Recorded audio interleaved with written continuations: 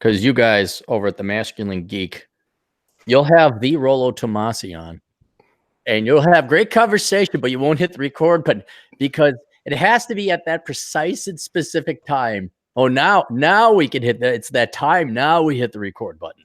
Yeah, but you know what it does? It gives us good time to just warm up into whatever we're talking about. So it's almost like we're sprinting before the starting line in a race. Oh, so we've already got the momentum going. Whereas you start the moment, I'm not saying we can't, we don't do it this way, but it works for us. But yeah, there's a lot of great content where we're talking about stuff that's really good. And we're like, we should have recorded that, which is what I was telling him about how when you showed up at my place last year, the first thing that came out of your mouth is that thing ready to go?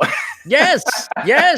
Many great podcast episodes have been recorded. I go to the great ones, like, have that fucker ready, man. Don't have me walk in when I got to repeat myself. And we did same thing we did with Adam Piggott when we visited him down in Louisiana. Because that way it saves us time. No one's going to listen to me. No one's going to listen. So, no, I mean, but also we can just chat about stuff that's going on. There's, like going on in our personal lives. Cause we're good friends outside of the show. So, just planning about other stuff. So that's why we don't immediately record because, all that other stuff. What, is it 20 degrees up there? Why do you get your jacket on? My house is really weird. It gets cold in the morning, and then by the time I go to bed, it's warmed up because it's got a metal roof. It's just got these weird layers, which it's great during the day. It stays really cool up until I'd say around 3 p.m. Then it starts to warm up. But in the morning, it's actually really cold. I'll go outside sometimes and it'll be, I don't have to turn the AC on very much, which is nice. What about winter? I know you had that the fireplace and everything going. Is the winter all right? I mean, does it stay warm at night? You get chilly at all or what? It can get pretty cold. I think that's where I would honestly I got the living room area right over there. A part of me wants to move everything out and lay carpet down on the ground. Because of the way it's configured, putting a rug on. I got a rug right there right now, and it's a little problematic because of just the configuration of the room. But that's the other problem is the floors are all the wood paneling stuff, and so it just gets really cold. You know what you need? A young, strapping bachelor such as yourself. What? You got to get like a bearskin rug. Oh, some kind of animal skin. You got the perfect house for it. It's brilliant. I love it. Yeah, and to keep it warm, and then that way you don't have to really do carpeting. Right. But because that's what I'm putting. That. That's what I'm putting in the South Dakota place. Is we went to IKEA. I'd never been to IKEA before, and people, you've never been to IKEA? I'm like, why? You got to buy furniture. You get free furniture at Goodwill. What are you gonna? So we went there, and they had these cow skin rugs. Because I think bear skin's probably a little, but they work. They're cowhide, and I'm like, that is gonna be super ass sexy, sweet when because I'm gonna have hardwood floors that never have to be cleaned and stuff like that. Because I'm not a big fan of carpet, but yeah, chilly feet and cold in winter. So I'm looking on Amazon right now, and you can get these fake bearskin rugs for $230. I mean, here's the thing: there's got to be some guy on Craigslist somewhere in this wretched state that is trying to get rid of his because he doesn't want to deal with it anymore or something like that. Or wifey who doesn't like it. We had sex on that enough. I'm not having sex on another bearskin rug. We're married now. The fun times are over.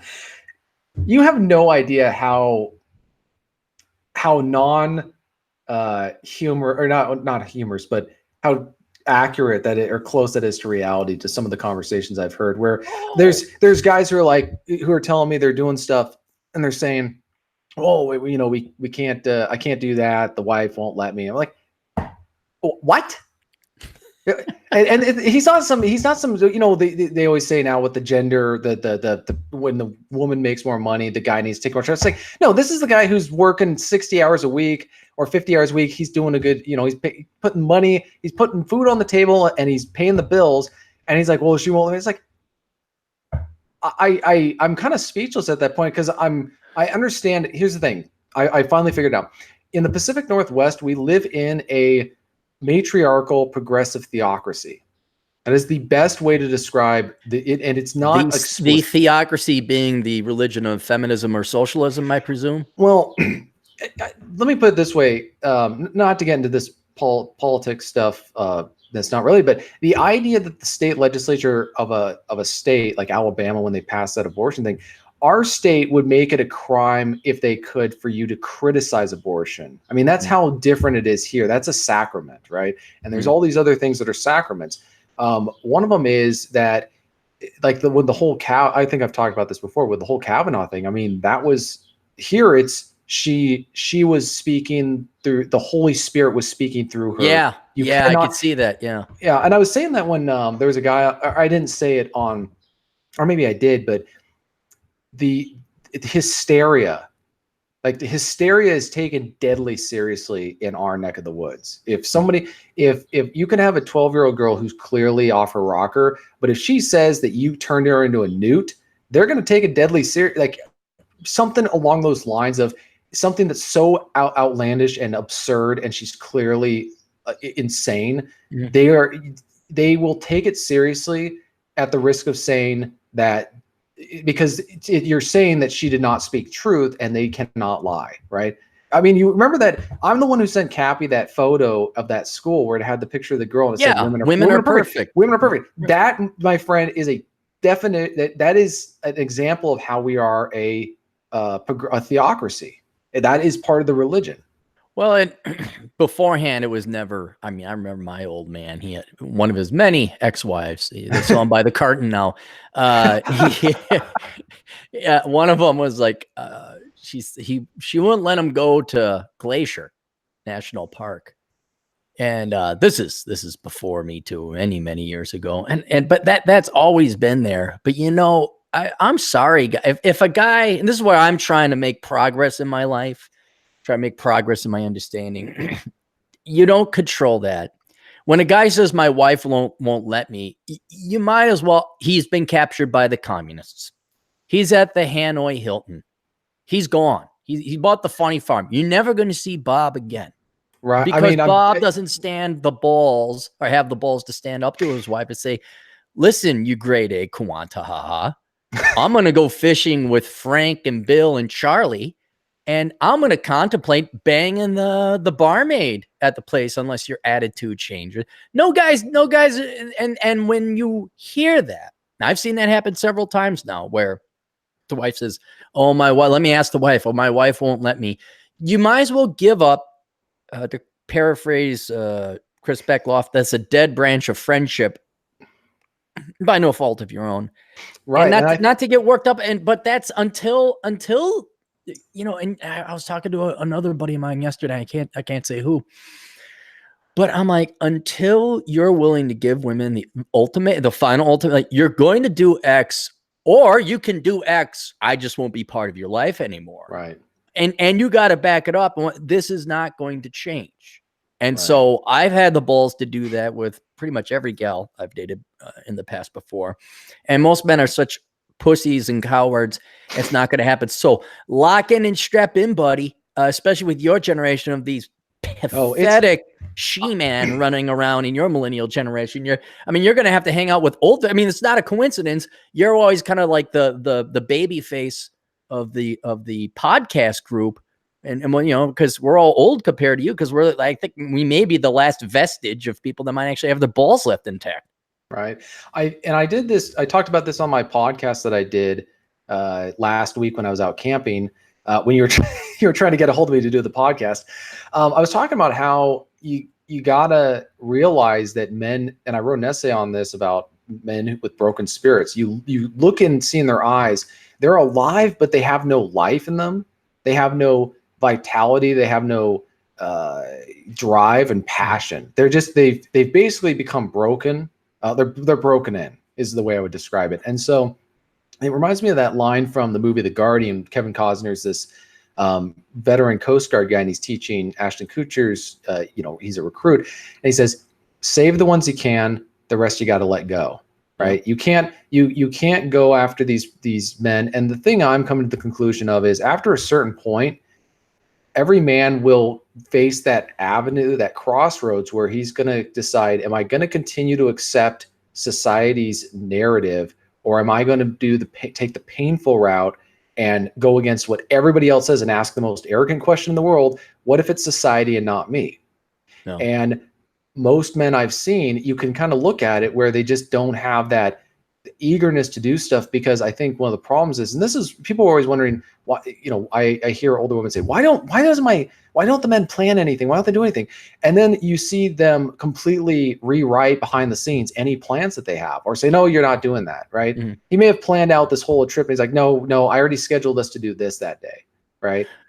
Or something like that. And instead of actually confronting them openly and saying, I'm going to do this, the men pout like a little girl. They don't just, it blows my mind. I'm not a wealthy guy, and I was just doing my own podcast talking about my house is relatively You got small. a podcast? Oh my gosh, you are such a jerk. You are such a jerk. Does anyone listen to it? God, you just threw me off my You're talking about men pouting and then well, yeah, I was saying how I don't make a lot of money and I don't have a huge house, but I guard that very, like, the idea of someone coming into my house that I'm paying for and gets to say anything other than yes, sir. Right. It blows my mind. And so I see these guys who, Cappy, you talked about this a long time ago, and I've really thought about it a lot. You were saying how people have weaknesses and strengths, sort of like in Dungeons and Dragons, right? You can either be well balanced or you're strong in one area, or right. The point allotment. There's a limited amount of points. Yes. I think that is actually the case, because I see all these men who are very wealthy. They have tons of money. They got tons of toys, but their wives just boss them around like you wouldn't believe. It's just I can't. I'm like, how do you take that personality and transform it in the workplace? Well, see, you do. I mean, keep in mind, a lot of guys go to work just to escape their wives. Well, I mean, that's what they got. So they go and their fun time is work. Then they go home and they don't get recharged. They battle the wife. They take the hits. And so I could think after a while, you just ground it down. Like, I don't know if this happened to you in school, but in school, there was no way I was going to get straight A's in school, because you just grounded down. You're just beaten up. And then when you get home, even though all you've been doing is sitting in a goddamn desk all day, all you want to do was like go play video games or fall asleep. Right. And it's kind of like that. The guy doesn't have the energy to stand up to the wife to go through that. And frankly, they don't have the balls to give the ultimate. You guys, there's none of this negotiation. It's my way or the highway. You really have to, Tom Lankus, if you don't like it, there's the door. And unless you do that early, and I don't want to say often, but when called for, you're going to be their slave. You're not going to have permission to leave to go to the park. You can't. You heard my pot rack hanging story, right? I don't think I heard. You that never story. heard the pot. I had a buddy. He was single. I was single. Swing. Hey, we're going out having fun, meeting girl. Well, he gets this girlfriend. Then she lives with him. And then he lived right across the river from me, right across the Mississippi. He was in St. Paul. I was in Minneapolis. He was like 4 minutes away. And there was a pub called the Dubliner, which is still there over on University Avenue. And so he was only like 4 blocks from it. So one day I'm like, hey, you want to go get a beer? Like we did. And he's, hang on, I don't know, I gotta ask the girlfriend. Oh my God. So I just hear in the background, like, and I knew, like, okay, maybe they got plans or something. And I just heard, hey, what? Hey, girlfriend, can I go? And then I hear,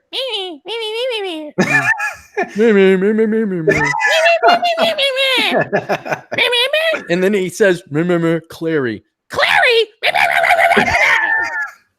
And so he gets back. You know what the problem is? This is like reliving a bad memory, because I've heard every guy has it. Every guy has the story. So, but see, mine's special because I got the pot rack. See, none of you got the pot rack. None of you get this curveball of the pot rack. I get the pot rack. So he gets on the phone back to me, and he says, "Oh, I'd like to, but we got to hang a pot rack." And I'm like, what? I had to say that again, because it sounded like you said you have to hang a pot rack. And he says, well, yeah, we bought this pot rack, it goes above the stove, and we've been meaning to hang it, so I got to hang it. And then I knew it was over. He was gone. Yeah, save the ones you can, don't bother those you can't. And it just that was one of the earlier but more obvious examples. But it is shocking to me the number of men you can't save. Yeah. And again, strap yourself in for a long, not lonely with the girls, lonely with a lack of male friends, because most males in America today are goddamn fucking pussies. They're goddamn fucking pussies. Well, and the thing I would say, so I don't know what life is like outside the Pacific Northwest. We're a completely different people and nation than other parts of the areas. Because I talked to buddies who are from Indiana. They're the most radical person they've met is somebody who supported Ted Cruz instead of Donald Trump. They're like, oh my gosh. So for them, when I hear this, when I tell them about the stuff that's going on here, they just don't believe me. They think I'm exaggerating. They think I'm being melodramatic or whatever. But the thing is, what I notice with these relationships is it's all just it's implicitly she's in charge. It's almost now it's explicit of, well, you need all this other stuff. And so this is where I was just being very inquisitive when I was younger, saying, well, wait a minute, this is the way it's supposed to. I would just ask questions. And what's kind of amazing is I got straight, direct answers. They didn't put yeah, you're one person. Well, I don't know if I want to go into details on that one, but you can anonymize it. You don't have to. They pretty much, what I notice is, here's the thing: if you're a masculine man, I'll get to the point on this one. Never ever choose to be with someone or a girl out of fear of being alone. Correct. Don't ever do it. You will always regret it. Trust me, guys. There is no greater beauty than being able to wake up on a Saturday morning with the option of doing whatever you want. You can make bacon and eggs. You can throw a waffle in the waffle iron. You can put bourbon in your coffee. See, I take that as granted, and there are so many men who don't. Well, no, but that's the point. Is I'm able to do all this stuff, and the thing is, I get into so many arguments. You know what I've gotten to the point is on this thing, and since we're talking about this, it's a good analogy. Is my freedom and independence is like a 1968 Camaro, right? It's not in the best condition, but it is. I love it. I love driving it. I cherish it, whatever. And somebody comes up to me and says, I'd like to buy your, make and model Freedom and Independence for $150,000 back when you were, when it was only a 22-year-old car. Or sorry, I'm trying to sell it. Now they want to buy it for even less. And I'm going, no, if you want to buy my Freedom and Independence, it's going to be $600,000. Well, I'm only willing to give you $250,000. Well, okay. Well, you must have a bad attitude about money. No, I love money. That's why I want $600,000. Well, you need to man up and give us that money. Give us the car. No. Well, your car isn't worth all that much. It's got to start. Then why do you want to buy it? Yeah. See, I've gotten to the point where the car is worth this much. Let me know when you've got the money. But there's nothing else to say, because so when I see all these articles, you can't win with these discussions when they say, where have all the good men gone? Like that one. Don't even waste your time. Nope. Don't even say it, because they are not going to listen to you. They're looking for men to pop their head up to get attacked so that they can go after him and say, this guy is the enemy and whatever. And they need to take it out on somebody. So it's just go enjoy the decline. Go wake up on a Saturday morning, and instead of complaining about it, just have bourbon with your coffee and have waffles and go on a motorcycle ride or go hike in the mountains, or do something else. But there's going to be people are going to want to do that stuff just so that they can fit in with other people and be part of society. But guess what? You lift up the carpet, that nice, clean carpet, and there's termites underneath it, right? No, I saw it in banking and all that, but you're going to, as you get older, you'll become more, I don't want to say entrenched, but appreciative of your ways. Like you're just going to take it for granted you have the freedom of speech, or that you can have bourbon in your coffee and But man, and then you'll see it. It's like they're concentration camp prisoners. I would even say it's worse. Do you ever watch that movie Dinner with Andre? No, it sounds horrible. Dinner with Andre. Does that sound like a movie I'd watch? Dinner with Andre? Okay, I haven't watched the movie. I watched one part of it. It's on YouTube. It's literally this 2-hour movie about these guys having conversations at a dinner. And one of the things he's talking about is how there's this schizophrenia with people in cities where he sees them in urban cities as the new concentration camps, where the people who built it are now the guards. So they're prisoners and guards. So they want to leave, but they don't want to leave, right?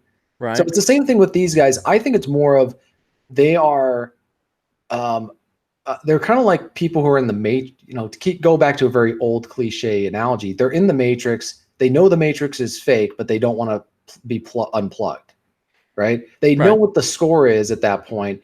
And another analogy I use or comparison is The Firm. It's that book and movie about the young lawyer who joins this firm, and later on, the ritual is, once the young lawyer has a kid, all the partners meet with him privately and say, "We work for the mob. You can never leave. Right. We've got you." So it's kind of the same thing where these men get married and then they discover, you signed away your civil liberties. You have a legal contract now. You brought you brought the devil into your house, bringing the government. No, you did. You did. I know a lot of guys. That's what's so crazy. It's just I was telling people I'm never getting a government piece of paper. It's so funny that the same people are like, "Well, I don't see they're doing the whole marriage equality thing," and then I go, "Okay, I'm not going to get a marriage license." Like, well, why wouldn't you want to do that? It's like, why would I want one? Well, you want to make it legal. It's like no, I don't. Exactly. No, I don't. They don't get it, man. They don't. Well, what's bothered me is this idea that a man's worth, in this sense, is determined by following the script. Whereas I grew up reading about all these adventures, Jedediah Smith, Jim Bridger, the Wildmen. I always use Alistair MacLean's Guns of Navarone, or these guys who are out there doing cool stuff, because there's no story about a guy who just sits at home and cooks, he's basically in the kitchen or whatever. Right. And yeah, it's like I said, guys, you try to help men that you can, but you know what? Do not here's the thing. Another good analogy is treat people in these situations like a drowning victim. Do not get into the water. Do not get into the water. They will pull you down with them. Do not get in the water. If you can figure that out by your age, you're what, 23, 24 now? Oh my God, you such a jerk. If you can figure this out by your age and all, this is what I learned in the past year or two, is to really let go. And more so masterfully control your emotions so you're not sad or ruining or lamenting the loss of people you care about, of people, a friend, a relative, a loved one, where it's like, nope, that's gone, and then get on with your life. But be prepared for every young man or woman out there. I'd have to say, and this is what really hurts me, is when it's like, again, on my team, where holy shit. Yeah, man. People on my, presumed independent libertarian could say, it's like, no, you're pussy whipped, or you hate your husband, or you hate your wife, or you fucked this thing up, or you're in debt. And after a while, I'm like, you really can only save yourself. Well, you really can. It's so, and it's funny that people go, I come off as he's a nice guy, and whatever the thing is. That is not a reflection of my take on the world today as an external, right? I'm choosing to be happy in my life and be in control of my circumstances. But my views on a lot of things that are going on in the world are probably even more cynical than yours, Cappy, which if that can be possible. That's all right. I'm really trying to imagine that. Well, I mean, people are always saying stuff you're saying about your team. Well, I don't even think they're on our team. They're not even, they think they're claiming to be on our team because we need that. It's all economics. You gotta sell. They need a team to belong to, like tribalism. I'd say they need to sell a product, right? So if you're not in that group, you got to sell to that group. Wait a minute. Hold it. Are you saying Lauren Southern and Operation Pettibone, or whatever the hell are you saying those conservative thoughts weren't genuine economic geniuses in libertarian and libertine economics? Are you saying they just flashed their titties to get some money from some thirsty conservative beta bull? Really? Dude, that's an example of where I just threw my hands up, where I saw these conservative thoughts. Basically, well, no, it comes down to this, and I've seen this everywhere. Men like me are the only, I can't think of, and I've asked people this question, name one group of any kind that actively and openly seeks out men like myself that I would actually, well, and also who I would want to be associated with at this point. But every traditional institution does not care whether I show. The only reason they want men like me there is to subsidize the behavior of other people. Right. So if you show up to the libertarian movement and you're a regular white guy, they don't care. You're just one more white guy in the libertarian movement. But if you're you cutesy wootsy, I'm the next girl next door, You're the spokesperson. You basically get speaking engagements and you get to go write books and everything's cute. And again, it doesn't upset me. Look, here's the thing. Don't confuse the cheerleader with the coach. And that's what they do. There's nothing wrong with having a cute girl promote the brand, which is, I think, where they completely misunderstand what's going on. You take the thoughts and you make them promote the brand, but you don't let them dictate the brand or the message, right? You take Bachelor Pad economics and you put it in between Tommy Lauren's cleavage, is what you're saying. Well, I'm saying that you can have them promote. If I was in charge or I had the power, I would be hiring these girls. You've, I think, had trouble with some of this stuff, but I'd be hiring them to just promote the books in their video, to just do videos promoting the stuff, saying, I read this book and it's so cool. And also I would put them on the cover, right? Like pinup art or something like that. I've done that. Oh. On my best of books. I have 3 books with pinup art on it, obviously.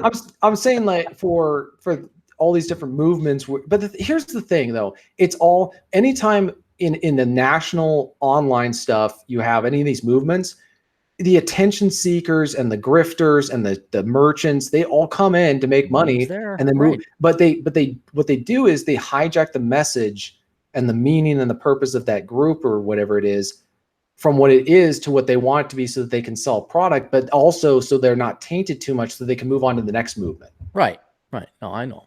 This is why I'm so cynical about anything online. I don't care if they claim to support everything I believe in. I assume they're frauds, because that's just my life experience, and also what I've seen is if there are always somebody's trying to sell you something, right? And also we have so few things that we can have a actual healthy identity in. They're trying to sell you one. They're trying, you buy your identity rather than build and cultivate an identity. Oh, great. Now I'm in a much better mood. Thanks, TJ. I was in such a happy mood before. And hey, we got some super chats, but you want to joke, speaking of the Guns of Navarone and Alistair McLean? So where is that? Alistair McLean. Right. I'm saying, okay, so we got a couple. No, forget it. I got a joke for you. Pay attention. We'll get to the super chats later. This is a joke only you and men over the age of 50 are going to get. But it's fucking funny as hell. And if it was 1965, you could use it to get girls. Okay? All right. So you go up to a girl. This would be, imagine us in 1964, okay? All right, young men, there's a cute girl, and the Guns of Navarone had just come out and said, you go up to the girl and say, have you seen the Guns of Navarone? And she says, no, I haven't. And then you do this. You say, oh, you have now, baby. There, that's it. That's the dumb joke. No one's going to get it today in 2019, but that would make a girl laugh back in 1964. Now she would call the police for you displaying a weapon or threatening to display a weapon or something like that. Yeah. All right, let's get through the super chats. What is it now? What? Oh, me? Nothing. Oh, okay. Okay. All right. Let's get through all this, because I want to know what the hell's wrong with your generation. It's your generation. It's not my generation. The news is all over the place. Magnus Calgar says, showing Aaron some love from Orlando for $1.99. Thank you, Magnus. Atham Deck, you are a good buddy. Just south of you for $2.11. TJ equals soy boy. Clarey equals chaparrito gordito, meaning the fat, short, little guy. Because I've been unlike Atham, who never works. I've been moving and working and fixing houses and all that. And I got a little paunch in my gut, and then ended up running 8 miles 2 days ago. Ran 4 yesterday, and now I'm going to go to the gym. And now I'm back to the. So Atham is giving me guff for that. Syndicate Chief, should I spend a month saving to remodel my bathroom and install a shower? It just has a tub. How does he wash? Does he use a tub? Remodel, not like it's not broke. I'm assuming it's not broken. He just wants to know if he should remodel his bathroom or pay off my house first. 9 months of savings. Shower, right? So he doesn't have a shower. How do you not have a shower? But he has a bathtub. Well, yeah. What does he do? Rubber ducky, you're the one. You know, that takes a while to run a bath. Remodel. Shower, boom, turn it on, in, out, 5 minutes, done. It depends on whether all the plumbing is in there. Because if there's no plumbing, that's going to cost more. Like I had to replace some of the stuff in my bathroom, but it was easy. Just you got to. You know what? I would redo the bathroom. Yeah. Throw in a shower, man. That's not going to cost that much. Well, and the question is, how close are you to paying off your house? If you're like right on if you're right about to reach the summit, do that because that'll solve that problem. But if you've got a long way, if you just started out on that hike, then throw it at the shower. Well, he says he's 9 months away from it. Oh, 9 months from paying off the house. 9 months is.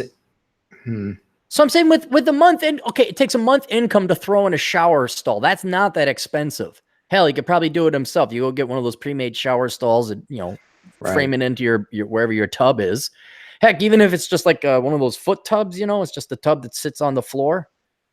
You should be able to run a pipe, split it where the water goes into the tub, put a valve that switches it from shower to that, put a shower curtain around. What I'm saying is it's not that expensive of a fix to put in a shower. I mean, remodel the bathroom. Okay, what, 2 months? And then you're 11 months away. You got to put yourself in context to other people. Do you know how far away people are for paying off their mortgages, TJ? Oh, say that again. Do you know how far away the average person is from paying off his or her mortgage? Too far. No, infinite, because they're going to die with a mortgage. Most people don't pay off the mortgage. Most people die with a mortgage. He's splitting hairs between 9 or 11 months. I'd say get a shower. The time savings alone that you don't have to sit there, wait for a bath to run, hop in the shower and go. I'm surprised any guy. I mean, I've lived, the last place I lived didn't have a bath. It just had a shower stall. That was it. Just hop in the shower and off you go. Mine has a shower bath. It's a, whatever you call them.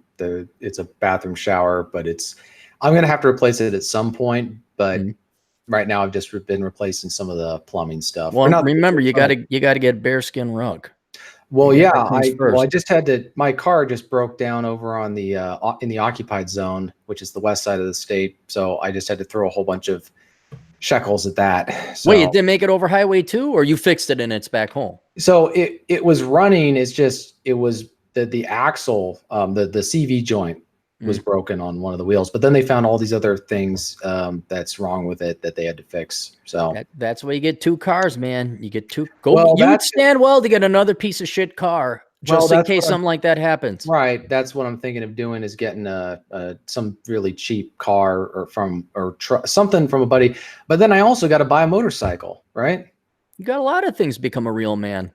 It's a long journey. But TJ, you're only 19. You got plenty of time before you. God. No, don't remind me. I'm having kind of a freak out moment when I realize that I'm closer to 40 than I am to 20. It only goes one way. Don't freak out about it. Why would you freak out about something you don't control? Well, because you always there's just stuff that you can do at certain, I mean, it has to do more with other stuff, just things that I'm trying to get involved in now, but because that's why I'm getting involved in it. I'm volunteering with the local fire department. Okay. And so all this other stuff that I'm just realizing, if I want to do it, I got to do it now, because trying to get involved in stuff when you're older, it just becomes problematic. But also, you know, when you get older, you have no idea how your body's going to react to stuff, or you just can't do stuff anymore. Well, you know me. I mean, I was banging out the mountains. I kept up with you on that little hike. Yeah. I mean, it really is. I mean, unless you have you got a disease that, heart attack or something like that, right, but you keep yourself in shape. I'm not you're the last guy after the pictures you posted of you. What, you did an 8,000 foot climb? Yeah, something like that. Oh my God. Well, how long did you camp, or did you do it in one day? Well, it's a 3-mile hike in that's really easy. So I could have easily done it in a day, and it would actually have been easier because I wouldn't have had all that crap on my backpack. Yeah. It's just the problem with it is I was talking about this on the podcast. There's no trail to the mountain. Oh, you bushwhack up to. You have to bushwhack, and I actually took the scenic route. I ended up on this ridge that you're supposed to only do when you're doing a technical climb. Right. So then I had to re-navigate my way through back up. So I ended up, I think it was probably a 14, 15 mile hike total. But like I said, it's not just about the distance. It's about how well's the trail, cleared and defined. Sure. So I did Mount Kashmir, which is 16, 17 miles, and it's even higher a little bit than 8 Mile, but I did it in about the same amount of time because it's a trail all the way there. It's just a clear trail. Right. So with that kind of stuff. But yeah, I mean, I'm in good condition now. I don't know. Maybe this is a fear I have as I look at all these, speaking since we've been talking about married men and all that. The other thing I notice is they end up getting a belly. Yeah. They don't stay in shape. And to me, that is just, I don't know if this is a healthy thing or not, but I look at physical health as almost a moral virtue. Yes. I consider it I was reading Dick Winter's autobiography, and he talked about how physical fitness to him was a reflection of psychological and mental health. Right. And that physical stamina improved your mental health. So for me, that's why I do all this stuff, because I think it's good for my psychological health. Also, I just need to get away from the world. Yeah, no, I understand. Yeah, you're 100% right. But I would not worry about being and here's the other thing. If you got some kind of disease in you that's going to bump you off at 45, it's going to bump you off at 45. So you might as well go fearlessly. And as long as you're in shape, dude, and you know what's kind of cool? One, I've never worried about getting old, because it's just, you're going to get old. The other thing, as long as I stayed in shape, it's good. Now, one thing my old man taught me, he's 70 something, and he still runs 4 miles every day. And they ask him, why do you do it? He says, so I could do it tomorrow. So I've always had at least that kind of role model when it came to physical fitness. But as you get older, and what's kind of neat is you see people of your generation, guys your age, your peer group, start to get fat and go off by the wayside. And you're like, wow, and then you start to take a little bit more pride in it. And then if you're really lucky, the generation after you, their men suck balls so much that you're in better shape than most of the, let's mythically call this generation millennials. And when you're in better shape than your average 30-year-old, and you got 14 years on that piece of shit soy boy, it's like, damn, I'm good. And then, so that's another thing that you'll have to keep in for men who are listening, who are, they see their buddies go on the wayside. Here's the thing. They'll never say it, they will heavily infer it or imply it, but they won't, either he or his wife, and there are exceptions. I know them, that it's great, and I very much value their friendship. I want to spend time with them. And the wife respects his independence and says, you need to go out and do your own thing with your friends. That's awesome when they say that. Yeah. That's very good. And he kind of said that. He actually put the foot down at the beginning of the marriage. He goes, there's a specific day, it's not negotiable. I'm hanging out with my kids. He's been doing the thing. So he just said, it's not negotiable, right? He negotiates on a lot of things, but a lot of your friends will not want you to be around, and they won't be comfortable around you, because what they're going to see is what they didn't choose. And what they're going to see is somebody, if you're in shape and you're out doing whatever you want, they're going to wish that they could do the same thing. And you're a reminder that they didn't realize what they were getting themselves into. You think that's really it? I could see that being an explanation, but I don't know. I just see a defeatism and a lack of spirit and just no energy. I honestly think it's people don't like to be around. Here's the thing. People who are psychologically healthy, when they're around somebody who's better than them at something, right? If I walk into the weight room and I see a guy who lifts more than me, I'm like, I want to know how to get, necessarily. Sure. Yeah. Well, when I came and visited you, you're like, my God, how do I become you, Aaron Clarey? I understand. First shrink by about 4 inches. That's the first thing.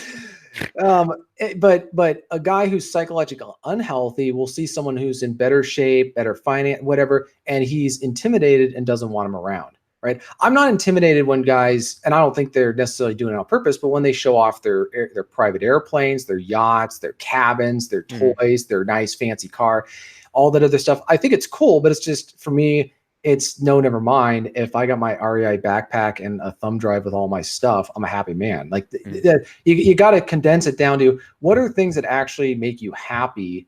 And it should be rooted in what you're capable of doing, not what you own, because all that stuff can be taken away from you, right?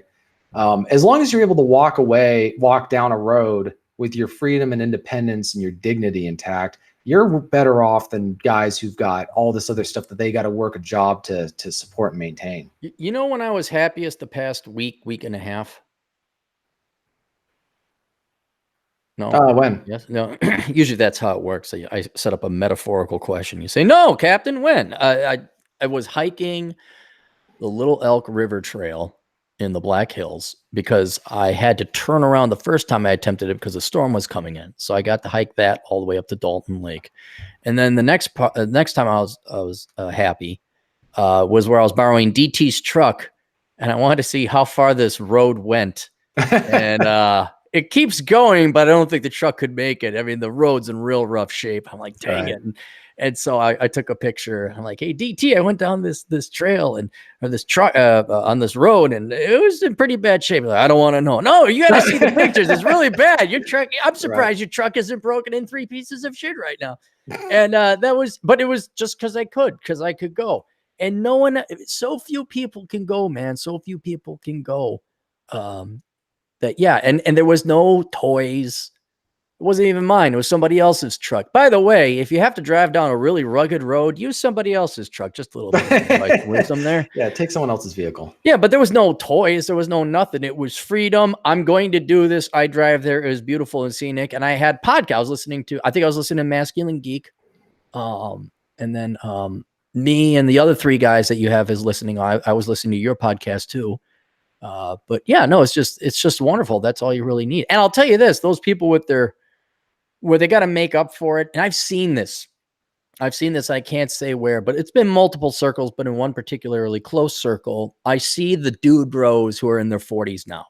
Yeah. Who have their 6 figs. And then they also have their $4,000 a month mortgage payment and wifey poo's house or car payment.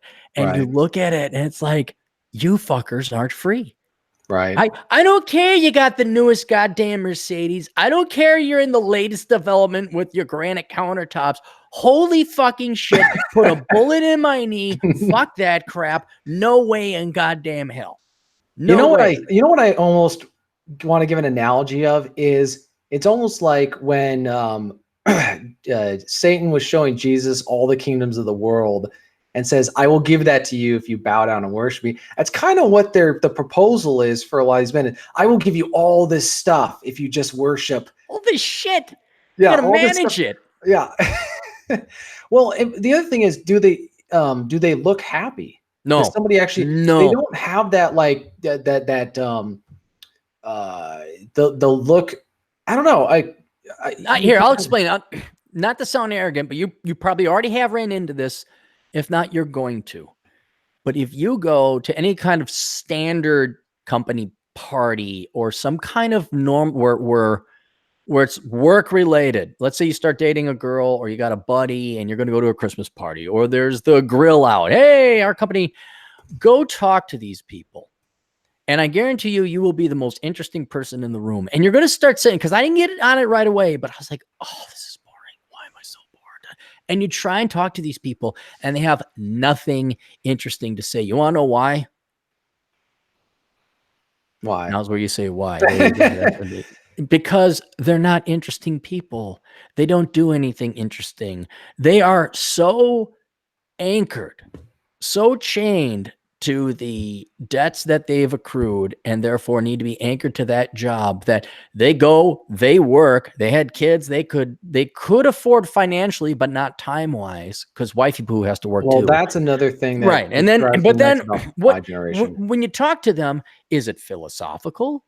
Is it like the Mountain Pass podcast? You should really read the new essay I wrote because it deals with a Masculine Geek where it talks about your mission is to live, not exist. I'm describing that type of guy who realized like the philosophy is if you don't do this and you do this, then you'll be successful. Well, one of the things that they cultivate is this, they avoid anything profound that might cause them to hold an opinion that might offend somebody, that might interfere with their advancement. I mean, that's the fear is I have friends of mine, people have given me stuff like shirts and hats and whatever that they will not wear out of fear that they might get photographed wearing it. And they're kind of innocuous, but they're just funny, but they're just like, oh, I can't have I can't have anyone see me wearing this. Sure. It's like, I'm like putting it on. And then of course I've got one of Jack Donovan's, Violence is Golden shirts, which of course I had to stop wearing because people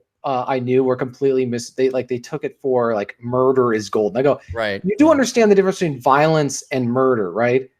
Boxing is violent, but whatever. But then I've also got For example, I was I was in Paris a couple months ago, and I brought my shirt I have that has the Knights Templar cross on it. Right.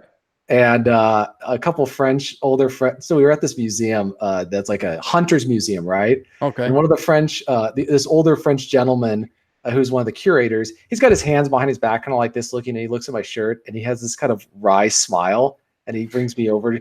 And they had these like dresser style cabinets that you would open up, and he opens it up and there's these swords that are this big, and Really, he points like to the shirt and he claymores goes, or something, or no, like broadswords, like a sword from the medieval era. And he points at my shirt and says, "Yeah, you'd like that." And then I ran into we were meeting up with one of my relatives in Paris, and he looks at the shirt and goes, "I'm surprised you haven't gotten stabbed yet." Yeah, no, but that's the kind of thing. Like it would never. I have buddies who would never be caught dead wearing that shirt or any of the other shirts. I've got one that has that quote from Red Dawn, Wolverine's, it keeps me warm inside, and it has the AK with all the checks. Like, I love this stuff, but they'll never wear it because that might interfere with their promotion. Right. But that's go next time you go to the west side of the Cascades, go to a party, go to a regular bar, and just, realize like there's their mental prison. Their self-inflicted mental prison. And you're going to realize they're never going to leave it, in part because they're wedded to debt, in part because they're wedded to a gal that might divorce them, in part because they got kids. Their life is over. It is literally over, intellectually, philosophically, and mentally speaking. And they're not going to have another thought. And they're not going to be philosophically aligned with, hey, let's go live in the mountains, go hike and podcast and work remotely from. Dude, that's kind of weird. What, the train? Well, no, I'm mimicking the stuff that I get from people, and I go, that's really, you suggest something like going on a crazy hike or doing something insane, or not insane, but just going on an adventure, right? Mm-hmm. It's almost a different mindset. Before, when you're a young boy, you see the world as sort of this adventure, like out of a book, right? You're going to go out and do all this kind of stuff. Well, 20 years later, you see it almost as a prison. You see life as a prison sentence, right? And you're just waiting for your time to, and everything is focused towards getting that parole, when you retire, right? That's what it's all about. And then you realize that retirement is not anything it's cracked up to be. No, it's horrible. It's horrible. I'll tell you right now, it's horrible. Yeah. And so this is something else that I think I've learned, correct me if I'm wrong, at a young age. Retirement is an illusion. I plan to work some type of job as long as I'm mentally and physically capable. Because when I see guys retire, what do? They go back to work immediately after like a week or two because they got to do something. You can't retire. Not to brag, I've done very well where I work from home and I get out and I hike and do that. I probably spend more time alone than the average I certainly spend more time alone than the average person. But in terms of doing well with retirement, because this is effectively a retirement life, right? I've done very well, but it is hard. It is the hardest thing because there is no solution. The only solution is to go back to work, and then you go back to work, and guess who's there? Yeah, assholes and conformists and morons. And you're like, God, I can't wait to go play. So you constantly oscillate back and forth. Right. It's like dating girls. I'd like to have a girl to cuddle up with, and I'm sick of this girl. I want another one. I'm sick and tired chasing the field. I want a girl to cuddle. You go back and forth, back and forth. There's no stasis, none whatsoever. Yeah, and the thing is, I don't want to say that because I work online and I do all this other stuff. This is the other thing that men are going to deal with. You are going to have to be prepared to deal with a lot of, I'd say, I don't want to say loneliness, but you will be peerlessness. You will be peerless. I'm surrounded by people all the time. Fuck if I want to talk to them.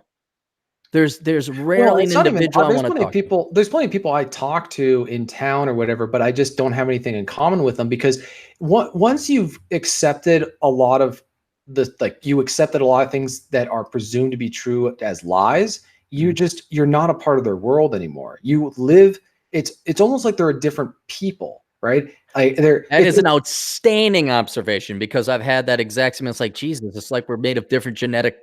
Well, it's like you're in a foreign country, almost, or you are living in the same place, but they have their world and you have your world. Right. and you live by your rules and they live by their rules. They're still living by the traditional mainstream rules of you do this and this. Like when I see these young guys that they're shacking up with a girl at 21 and you just see them on this blue pill process of, eventually she's going to accidentally get pregnant and want him to settle down. And then he's going to find himself just things happen to him rather than him making things happen. What it really is, and this perhaps describes it the best, is pretty much everybody out there is a robot. They are automatons. They might as well not have sentient thought, independent thinking, because they effectively don't. In the end, they do exactly as the programmed and trained. Right. They all go into debt. I find it hilarious. Young people today, they're so independent minded, yet they do everything they were fucking told to do, including vote Democrat, go $100,000 into debt and follow their heart. Well, that's why I make fun of. And then, but hang on. And it's like, hi, okay, yeah, you're a human being, but when we get to the inner workings, you may as well be pieces of plastic and wiring with a hard drive, because you're not anything I can engage with. You're not anything I can actually genuinely disagree with. Like Adam Piggott is like the last guy I had a genuine disagreement, not because we disagreed, but because he had a point and I wasn't quite sure of my, well, maybe, and I would hear him. And then there was a point counterpoint and there was an exchange, not even really in an argument, but like, my God, that was so precious. Right. To have.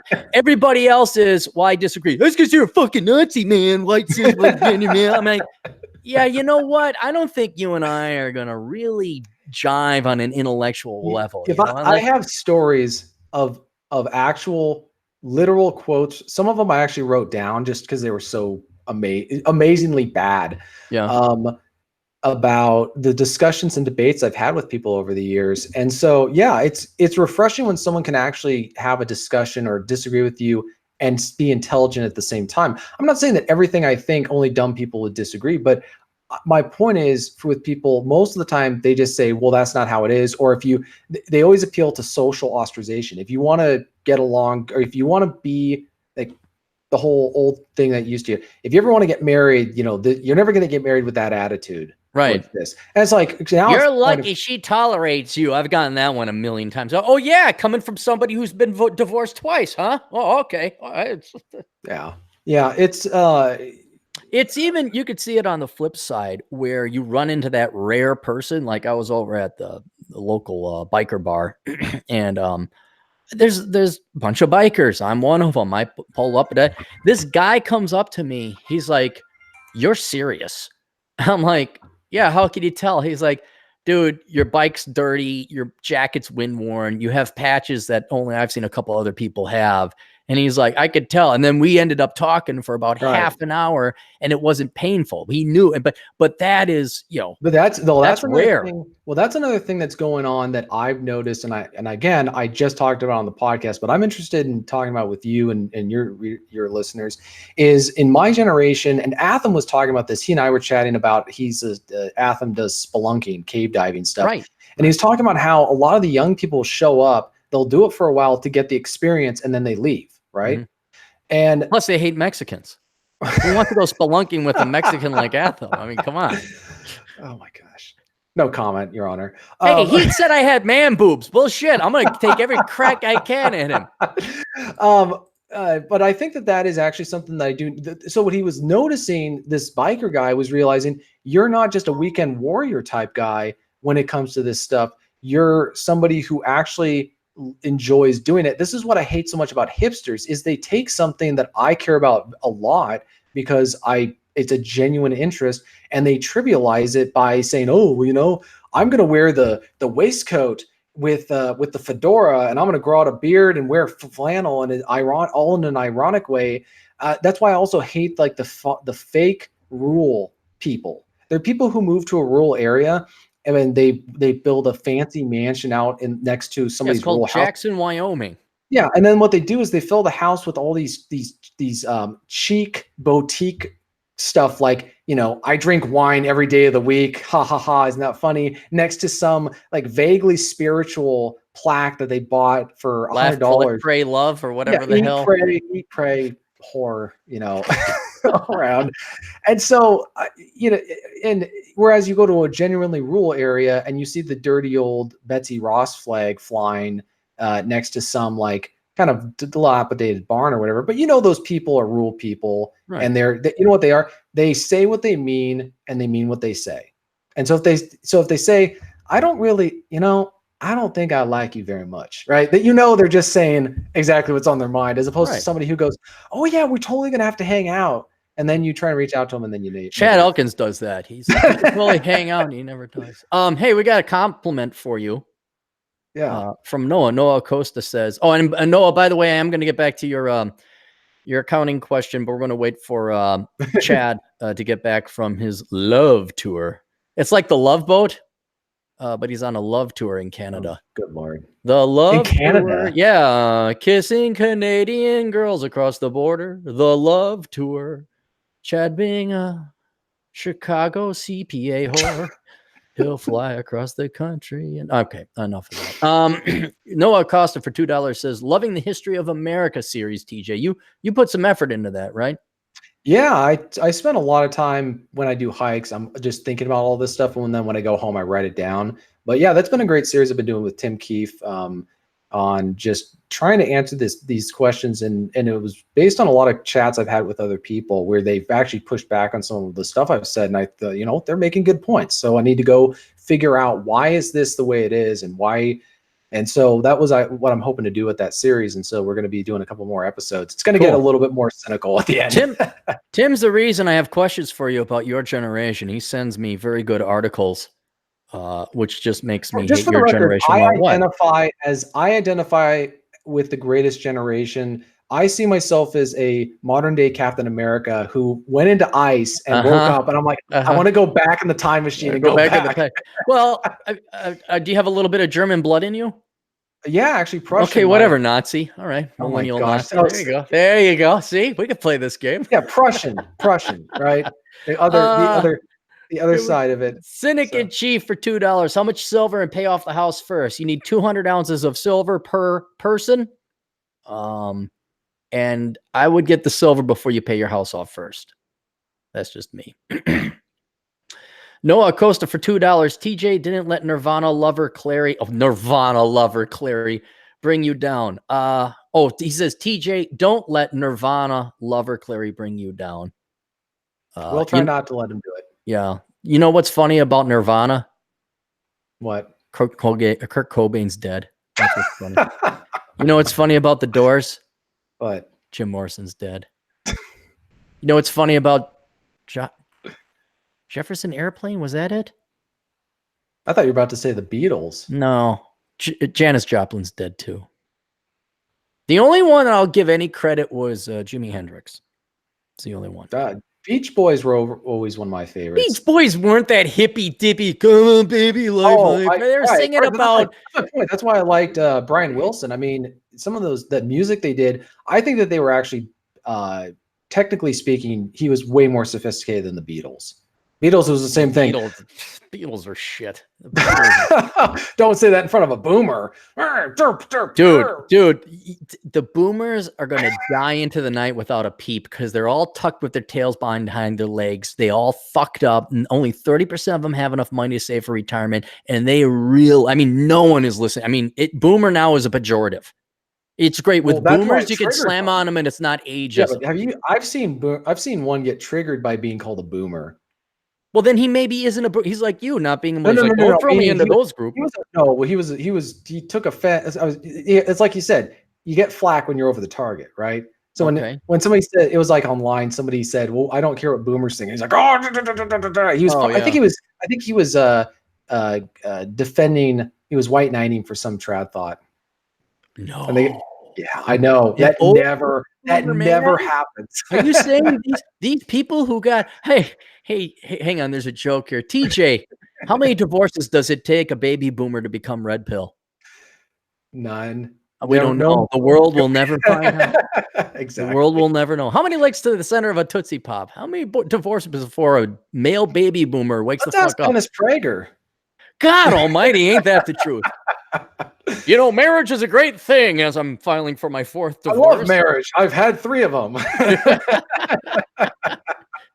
on, do what we did. You know what was great with my folks is they knew never to approach me or my siblings about marriage or kids. Oh, it's kind of amazing. All we would have to do is raise one eyebrow and look at them with the look of, are you fucking joking me? Are you fucking joking? Are you fucking joking me? Well, And so that's never happened. Is that you talking to? You talking to me? Maybe I'll do that. I'll be like looking behind me, like, are you talking to someone else? Because fuck, if you're talking to that's me. what's crazy. This is why I say we live in a almost an out and out. I wouldn't say explicit and direct matriarchy in my area, but it's where they can literally say your job is. I've had conversations where it's almost like you're going to get married and you're going to do what you're told. But like that's the test of being a man. And the man would say, no, fuck off, I'm not. I'm just thinking, you do realize that you are reinforcing any paranoias I may have had have now become non-paranoid thoughts. You're paranoia about what? Divorce? No, the idea that when you go get married, you lose your freedom and independence. And they're like, yes, you do. And you will do it. You do, yes. Right. It's up to the man. You early on say, bitch, no, I'm not doing X, Y, and Z. But I think in, say, the South, it's more of, they don't come at it that overtly. It's more of they try to put a traditionalist spin of, oh no, you're going to be a man and you're going to take care of your woman and you're going to raise kids and it's going to be wonderful and beautiful. Here it's, no, you exist to, serve the woman. Serve you. You are here to do what you're told. One girl told me that openly said, whoever I marry is going to be my slave. Yeah, well, fuck yeah. I'm like, okay. But see, what's funny is, again, not all women are like that, but you can see some of that truth bubble through. Like they slip and they should. You've heard the stories multiple times. They have no fear. There's no fear that's going to have any consequence. No fear, but also they have no volume control. Where the guy says, yeah, so I got married, and then on our honeymoon, she's like, oh yeah, you wanted sex? No, the fun times are over. I've heard that story several times, and not like, oh, did you hear the story about the woman? It's like, no, my buddy Bob or Frank or Steve, there are women like, okay, yeah, the fun times are over. I mean, they literally think now that we got married, yes, it's out there. This is right. Why I don't know if you've paid attention to some of the articles I've written or any of the podcasts or videos that I've done. It makes me wonder, because right now we know that women do not like sex as much as men. That's always the way it's been. It's always the way. And for God's sake, in the chat room, oh yeah, chicks suck my dick. No, they don't, you lying sack of shit. Okay? Yeah, if women like sex, hang on, TJ, not done yet. If women like sex as much as men, we'd have overpopulation because everybody would have, and you would not have prostitution because you wouldn't have to pay. Men would not have to pay. Women would want to have sex as much as men. But then also, now that you have the government more or less taking over the role of the men, especially for the past 30 years, arguably 50, you start to see women's psychology and kind of they're showing their hand a little bit when it comes to marriage, where it's like, oh yeah, well, I'm going to get fat now. No, we're not going to have sex. And well, you're here, you could see it, and maybe it's unconscious. Again, most people are automatonic. They're not sentient. They're not aware of this. One could argue it's brainwashing. You don't need no man. Don't rely on a man. You're starting to see that, especially now with the younger generation. But it's there where it's almost like a black widow or a praying mantis type of effect where, I really hate you as a male, but I need you to kind of procreate. So I'm going to breed with you, but I'm going to fucking kill you. That is actually very, as scary as that sounds. That's kind of the impression they get. There's strains of that. Yes. I think it's just, they have so much psychological, they have so many contradictory beliefs that so much of what they've been programmed is at conflict with their biology, right? There's all this, it just creates so much unhinged behavior. But also at the same time, I think the reality is they're so, not to get way too wonkish on this, but Rollo Tomasi has written about this, of the concept of reassurances or assurances.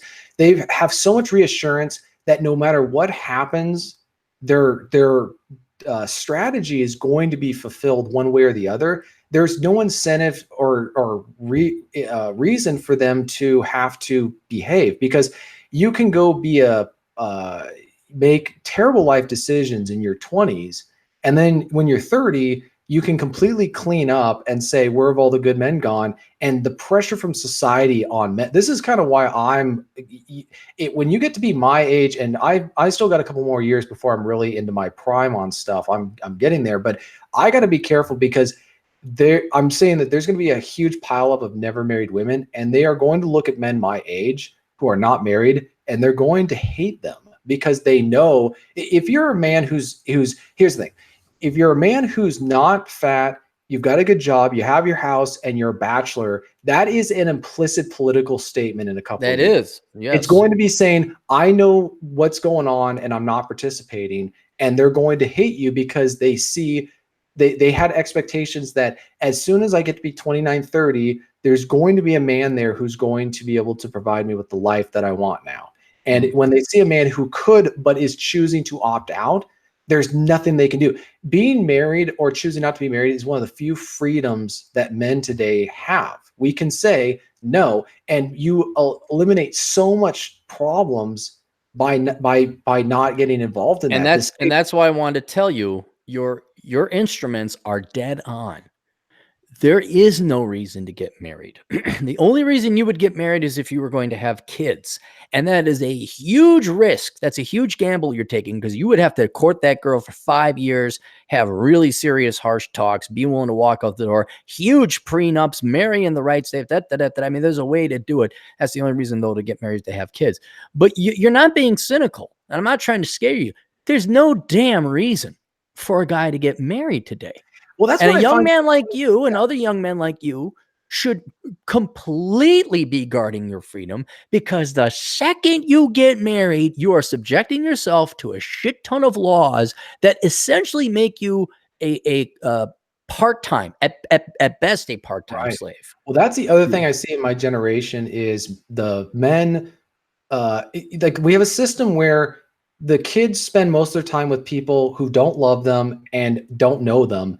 And the men spend most of their time around women they're not married to, and the wives spend most of their time around men they're not married to. It's this weird sort of they come together and then they go separate. They kind of, hey, we got married, and then poof, we're gone. Yeah. And so I kind of threw that back at people. They're like, oh, well, you want to be with somebody? I go, I spend most of my time around other men's wives. When I was back working in the cubicle, I go, so why would I want to marry a girl who's now going to go spend her time with another man? I mean, I've heard the term, I don't think it was ever directed to me, but work husbands, right? Oh, I think it was Davis Arini called it the corporate boyfriend. Well, that's more over the corporation as the boyfriend. I'm talking about where women will refer to men that they work with as their work husbands because they spend so much more time around them. Than their actual husbands. Right? You mean like how kids call their teachers parents and mom and dad because they never see their parents? It's always the teacher. Yeah, well, no, that's exactly the point. Yeah. So I'm just saying, I'm not against the concept of marriage, but guys, this is like we live in an Orwellian world. Imagine living in Oceania and saying, I want freedom. Well, they hear that word and they think slavery. So when they talk about marriage, they're not talking about marriage like I would think about it or what marriage actually is. So when people say, do you want to get married? I always throw back at them, define marriage. Right. They don't know what to say. Mm-hmm. Oh, it's where they don't know what to say because they can't say, oh, it's where you're with somebody for life. Oh, really? What is divorce? Like what explain divorce? Well, that's when it doesn't work out. Well, what do you mean it doesn't work out? Okay, so it's not for life. It's how's it any different from a boyfriend-girlfriend relationship? Right. No, you're getting it. Hey, you're getting your pubes. You're getting a little wind in there, TJ. Figuring it out. Hey, everybody, come on over. Look, TJ's figuring it out. These guys figuring it out. I haven't. It's not that figuring it out. I've been saying this for years. It's just everybody around me says, TJ, you're just so negative. Like, why don't you just change your attitude? Yeah, see, and that's, you know what? And this gets back to, the little epiphany. Am I right or is society wrong? I'm sorry. Am I wrong or is society wrong? And dude, society is so wrong on this one because these dopey fuckers are going, half of them are going to get divorced. They're not, and then everyone's like, well, half of them are successful. It's like, yeah, and they're all miserable. I've seen them. I can count on one hand the number of happy marriages. I think 2. I only know 2 truly happy marriages. Maybe 3. Maybe 3. Amazon was a product. Oh, sorry. If marriage was a product on Amazon, what would be the reviews? Oh, God. And that's my point is I throw back at people and go, I don't care as a man. I'm not interested in what what the females have to say about marriage. I want to listen to a man who's married. I have never heard a man say to me, dude, this is an analogy I gave to somebody. I go, guns cost money, right? I've had men come to me and say, dude, you totally have to get this Ruger. You got to get this Glock or whatever it is, this type of thing, or this type of car or whatever, or this new gadget or movie. So this video game, you got to get this video. I've never had a man come to me and say, dude, you totally got to get married. If they say it, and Dalrock is pointing this out on his website, it's more of, well, I subjected myself to that's the attitude they convey. People always say my attitude. I go, what attitude what attitude are you conveying to me about this institution? It's talked about. The analogy I give is they talk about it like paying your income tax. It's intrusive. It can destroy your life at any moment, but you have to do it but the problem is it's not the income tax. You do not have to pay it. You do not have to do it. Yeah. No, it's kind of funny. I'm of the philosophy that over the long term, because the market does weed out after a while. And you know what? You're going to get fucking sick and tired of dating. Dating's a pain in the ass. And dating sucks. And so I am of the opinion that, yeah, you should inevitably settle down with someone, but the fuck if the state has any right or say in it. So get yourself a nice long-term girlfriend. But people are just like, oh, bliss. I was like, no. Okay, dating really fucking sucks. Having a good quality, steady girlfriend sucks slightly less. I mean, and that's good. That's about as good as it's going to get. And again, I'm not going to give advice on this stuff because this is just not my area of expertise in any means. I've avoided any kind of like. When you're 18, how much dating experience do you practically have? But my advice would be or not advice, but my mindset. Well, actually, maybe I don't know if I want to reveal that too much publicly because you get some stalker who's following you around and is trying to become that ideal. There's no idea. I think that's the other thing is. That I've put away is there's no ideal. I'm not looking for any specific. There's like these overall philosophies. Is she going to respect the fact that I'm in charge of my household? I am Lord of the Manor, King of the Castle, Fortress Americana, Fortress of Bastard. If she wants to enter the fortress, there's rules, right? Right. And again, she's a free person. I respect her independence. That changes once she enters the domain, and I'm obviously going to hold myself up to a code of standards and conduct and keep my word and say what I mean and do what I say, but there will be none of this stuff about where I need to ask for permission. I will communicate with her about stuff, but the way that relationships. But here's the other thing, Cappy, that's going to be problematic is when other people can act. I don't know if this has happened to you, and I'm interested in your thoughts.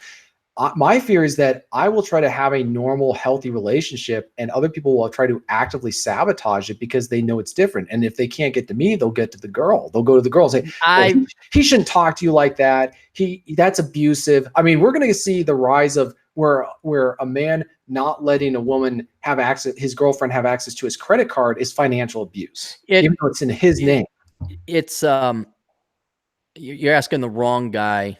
Because I cannot emphasize, and this is how you inoculate against it. Again, people knew I didn't want to have kids. There was no ambiguity as to who I was when girls started dating me. They knew exactly who I was. And when girls would say something like, well, you should not, I'm like, I'm sorry, is your name on the deed to this house? It's like, no. Oh, yeah, time for you to go. And guys are so desperate in trying to get laid and they don't want to be mean or whatever. They then let down their guard and do not defend what they've worked for, on top of they don't defend their freedom. And so if you don't lay down these rules soon and early and enforce them over time, because women will test it, conscious or not, they will. I mean, even this morning, like the girlfriend she's doing lollygagging about, and I'm like, what are you doing? Oh, I'm like, get the fuck out of the house. I have work to do. Oh, okay. All right. I mean, and people are, that's not romantic. That's not Cary Grant. Cary Grant, Cary Grant was a fictional movie theater guy. He didn't exist. You have to lay down these laws and establish ownership. This is my house. Second thing, no, I'm not getting married. Well, right? I'm not getting divorced and you're not entitled to my shit. And you're going to have, and here's another, hang on, not done. You wanted my wisdom. Here it is. And you tell them, and you're going to work and support yourself. Again, people are shocked I charge my girlfriend rent. I'm shocked you assholes let people live at your place for free.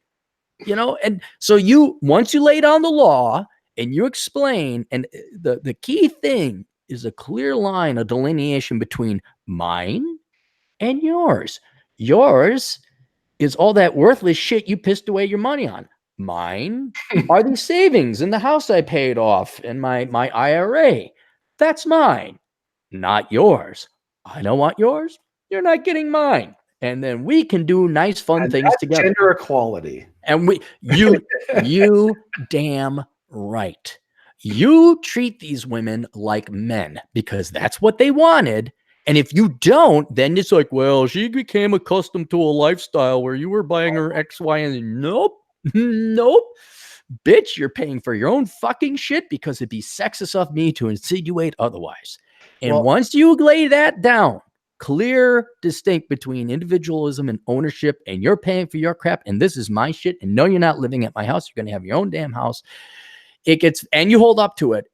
It's not it's not terribly romantic, but it maintains your freedom.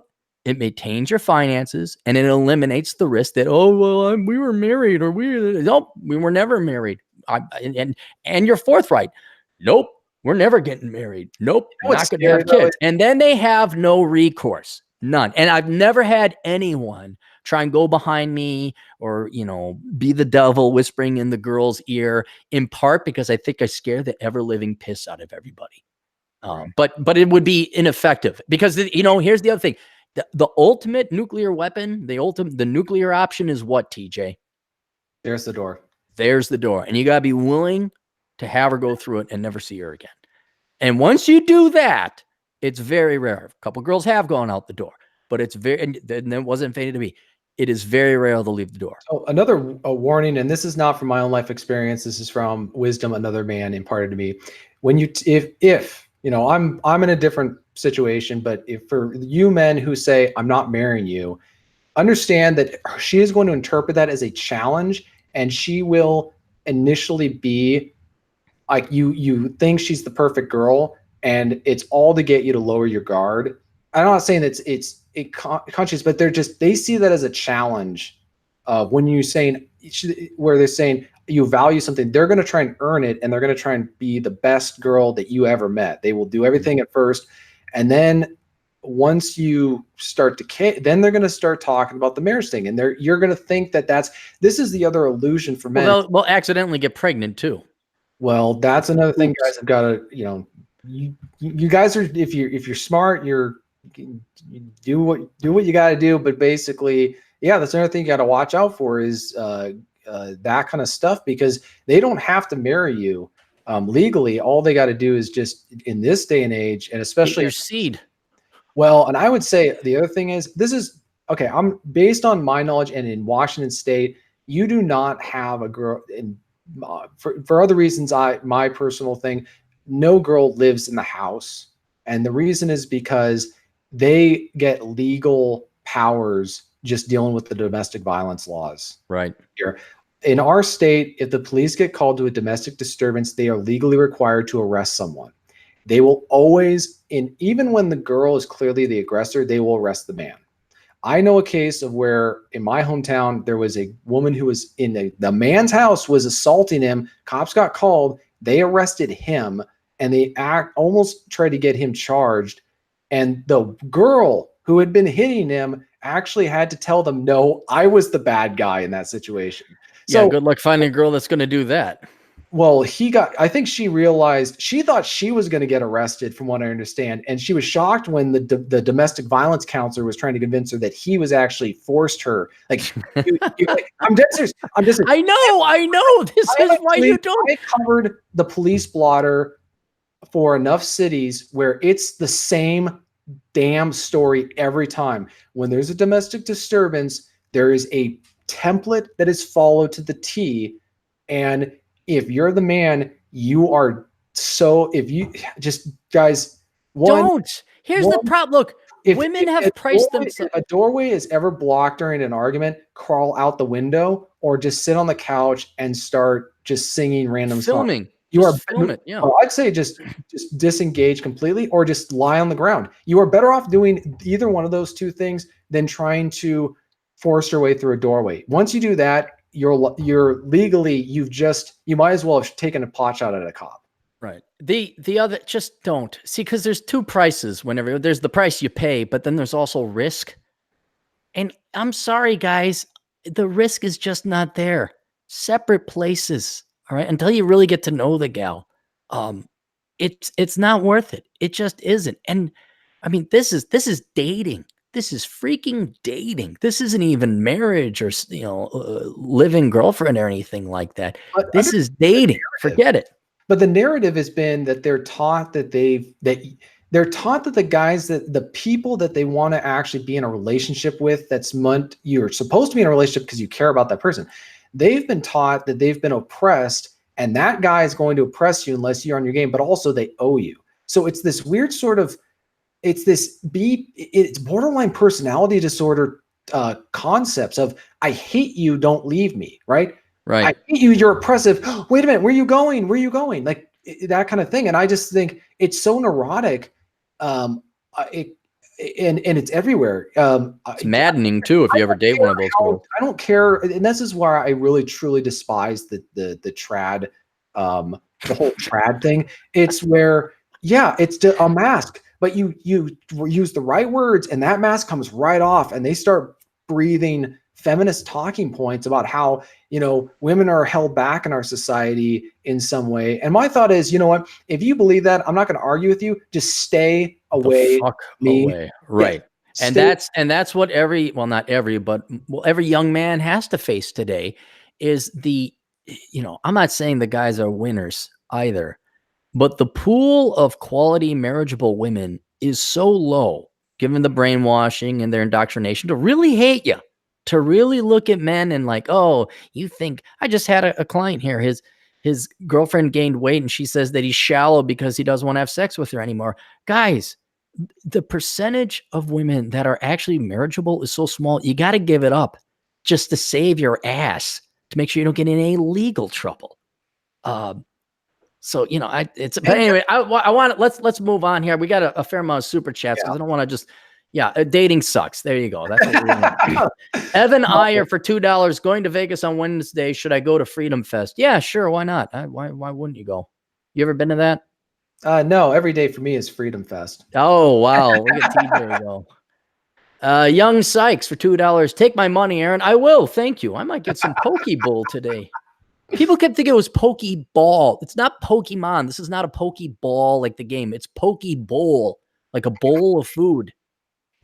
There's a $20 one in here. Luis. Hey, Luis. Happy Friday, Cappy. Happy Friday. Luis is a geek. He's into like anime and cool shit like me.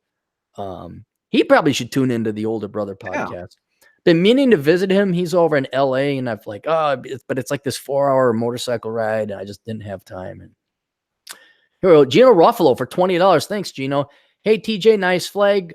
Drinks are for you and Cappy on me. Oh, that's great. So we got drinks on Gino next time we meet up. For those of you who don't know, that's the a revolutionary flag that would probably also offend Colin Kaepernick.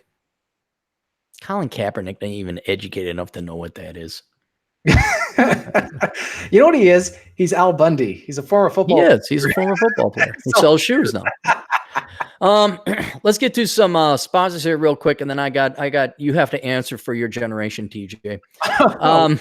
There's Praxi. If you guys want, contact the captain with the Praxi app, Praxey. You can contact anybody else on Praxi who's an expert in their field. So if you need like plumbing help or something like that, call your plumber on Praxi and get the advice and consultation you need for money. I charge $3 a minute because I value my free time. And it's always when I'm running do people contact me on Praxi. So have your question ready before you contact me on Praxi. And then you too, if you're an expert in your own respective field, you can offer your services through Praxi. Not that hard. Praxey. Go online. We have to go on your phone and download the app, but then you got to go online and set up an account and everything else like that. Asshole Consulting, if you need advice, like don't get married unless you're going to have kids, and even then, maybe not then, go to assholeconsulting.com, where for $100 an hour, we will save you hundreds of thousands of dollars over the course of your life by telling you not to major in stupid shit. Doesn't cost $100 usually. Usually it's $35 for a video, $25 for an email. Because the problems are not that complicated, especially since I'm allowed to consult you using truth. And truth allows me to be much more efficient with my words and saves me a lot of time and you a lot of money. So go to assholeconsulting.com. Get the swift kick in the ass you need from the world's only professional asshole, me. The Pence Principle. I got that right here. The Pence Principle. Lessons all men must learn from Fort Kavanaugh, written by Randall Bentwick. Did you hear about the GOP guy? I got that on one of my articles here. The GOP for governor candidate down in Mississippi who refused this female journalist. Oh, yeah. That blew up in my neck of the woods too. Oh yeah. Yeah. Where this female journalist want to tag along with him on some road trip for 15 hours. And he's kind of like, yeah, no, that's going to look like we're having an affair and I'm married. Well, it's not even that, but it's just, again, this is the game they wanted to play, right? So play stupid games, win stupid prizes. What is her name? I want to find, because we already know the basics of it. What is the name of the reporter? Female reporter, Larison Campbell. Okay, so I'm going to look up Larison Campbell.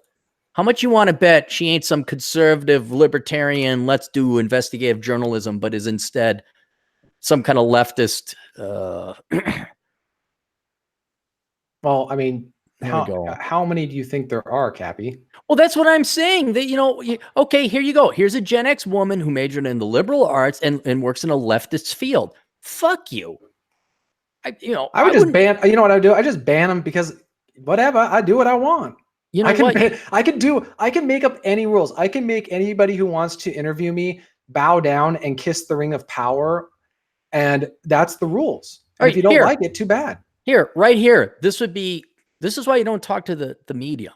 This is why if I was ever president, I get rid of the press pool. I'd be like, absolutely. No, I'm on Twitter. I'll do press releases on my own. Thank you. I don't need you people here to misinterpret.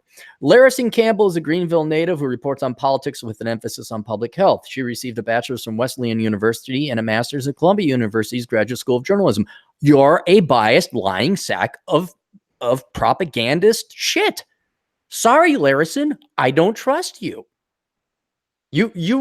Why would any non-leftist have this person tag along or ask you questions? This is not a journalist that wants to know about your policies or your stands on something. This is somebody that wants to get you. Well, I would just say this is that if you want people to get rid of a bad law, enforce it. And that's the thing. They have this policy of, okay, men can be accused of #MeToo. And if there's not a third party witness to invalidate it, and we saw the intent when they absolutely just vitriol hatred of Mike Pence that came out. And I'm not a fan of Mike Pence, just for the record, his politics or whatever, but the fact that he has this policy of not wanting to be alone with women without someone else there, the fact that they flipped out because he checkmated them. He completely neutered them. He will never be accused that they can't touch him. But what it exposed is what if every man did that, then #MeToo would end. It would completely go away. Yeah. And so that's why I would say if any female reporter wanted to come along, she would have to be accompanied. I would say, okay, if we are supposed to believe all women and women are perfect and all this other stuff that they say, okay, great. You will be accompanied by a chaperone at all times. And if you don't like that, too bad. I don't care. Here it is. All right. So I go to her Twitter. One, she's not as popular as me, which once again, like she does not have as many followers as I do. This is not a dick comparing contest. It's you're a goddamn journalist. You have a master's degree from the Columbia School of Journalism. Why do I have more followers? So this is a nobody. I've never even heard of the Mississippi, whatever she writes for. So her pinned tweet is basically, I'd like to break down exactly why opinions like Mr. Beaton's and of course Representative Foster's are about sexism, not self-protection. Bullshit, lady. It's about self-protection.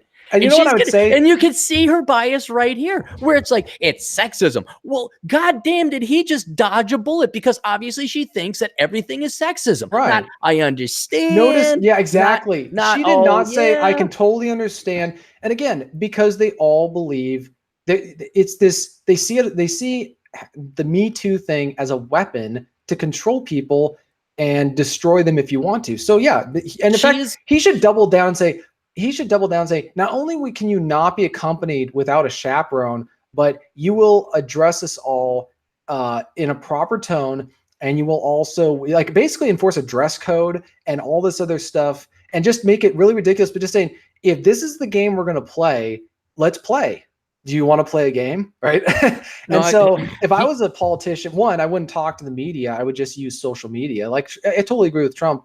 Not you, but what you said about Trump. It's just, there's no reason to have the press corps anymore. You just do live streaming, and you use Twitter, and you can use speak Facebook. Right to the people. And also directly to the people. And if Twitter plays any games, if I was president, I'd say, do you want me to use an alternative to Twitter for doing this kind of stuff? Of course not, because Twitter's stock would plunge if Trump got off.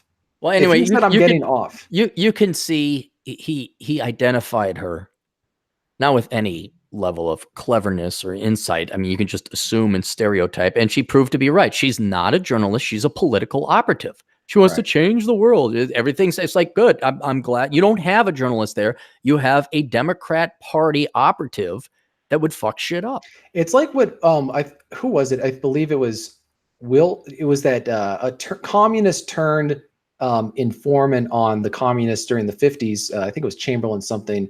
Whitaker Chambers. He said, innocence rarely shrieks, but guilt does. So when they shriek like this and they make a big deal about it, as opposed to her discreetly going to him and saying, basically, why didn't she just say, I understand, I want to still do this coverage, right? Why didn't she do that? She didn't do that because clearly she had axe to grind. He denied her an opportunity to. I promise you, that there would have been a hashtag Me Too thing if the race had been that close. If the race had been close at all, they would have.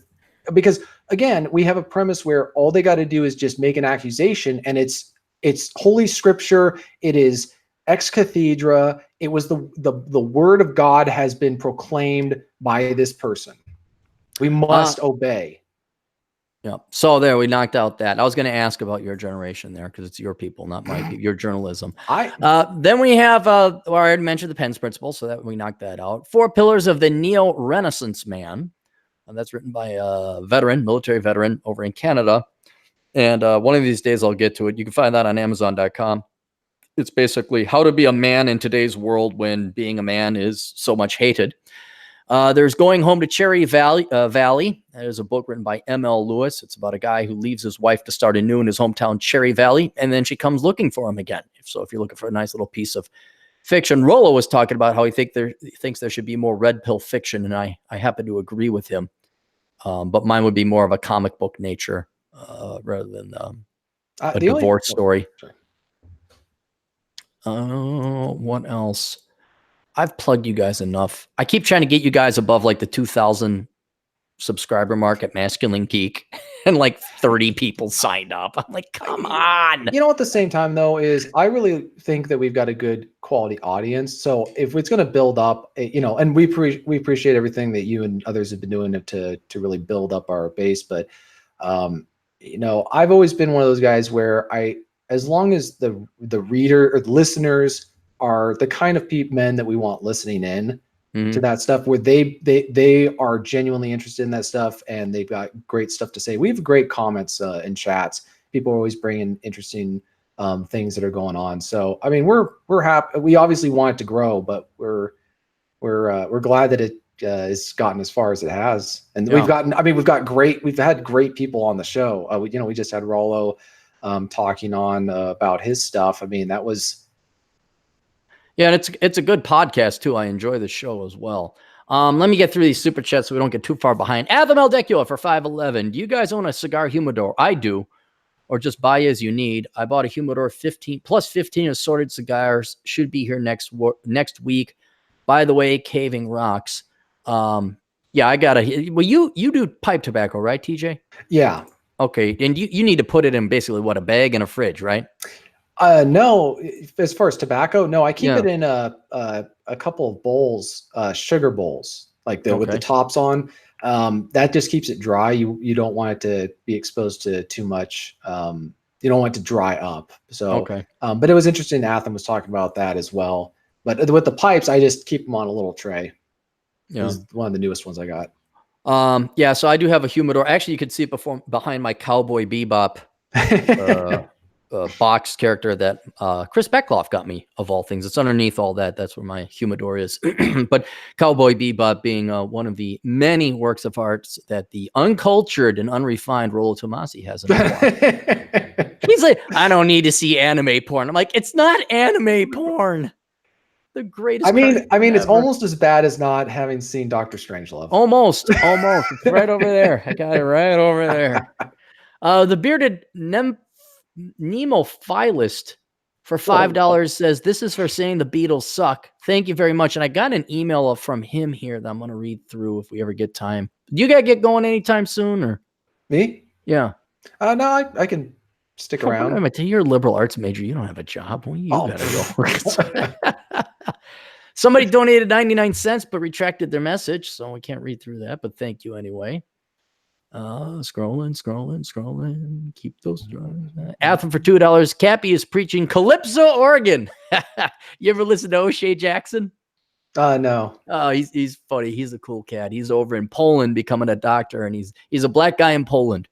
And he's predominantly like the Black Manosphere. Gotcha. Yeah, and he runs a website, the Negro Manosphere.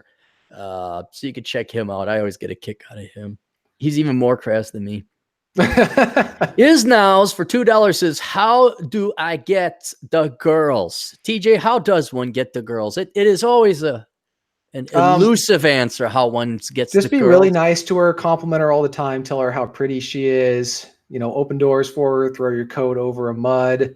And compliment their shoes. Do the dishes. Do the dishes when she goes to spend time with her best friend Chad.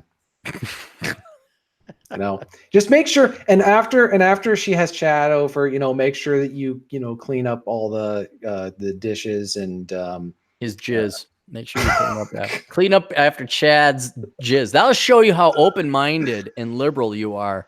Because that's how a true man who's truly secure in his masculinity lets his girl date other men. I was going to ask you, have you ever heard of McAllister College? Does that ever make it out of Minnesota's borders? No, the only thing I think of is the Home Alone when I hear that name. No, McAllister College is this effete liberal arts college in St. Paul, and I was running past it the other day because it's on Summit Avenue, which is a very nice. That's where all the old money used to be. So it's this nice boulevard now is running, and catching flack from Chad and Atham for running. And I was running past this campus, and even though it's summer, I'm like looking at what I think were girls, and I'm kind of like, what?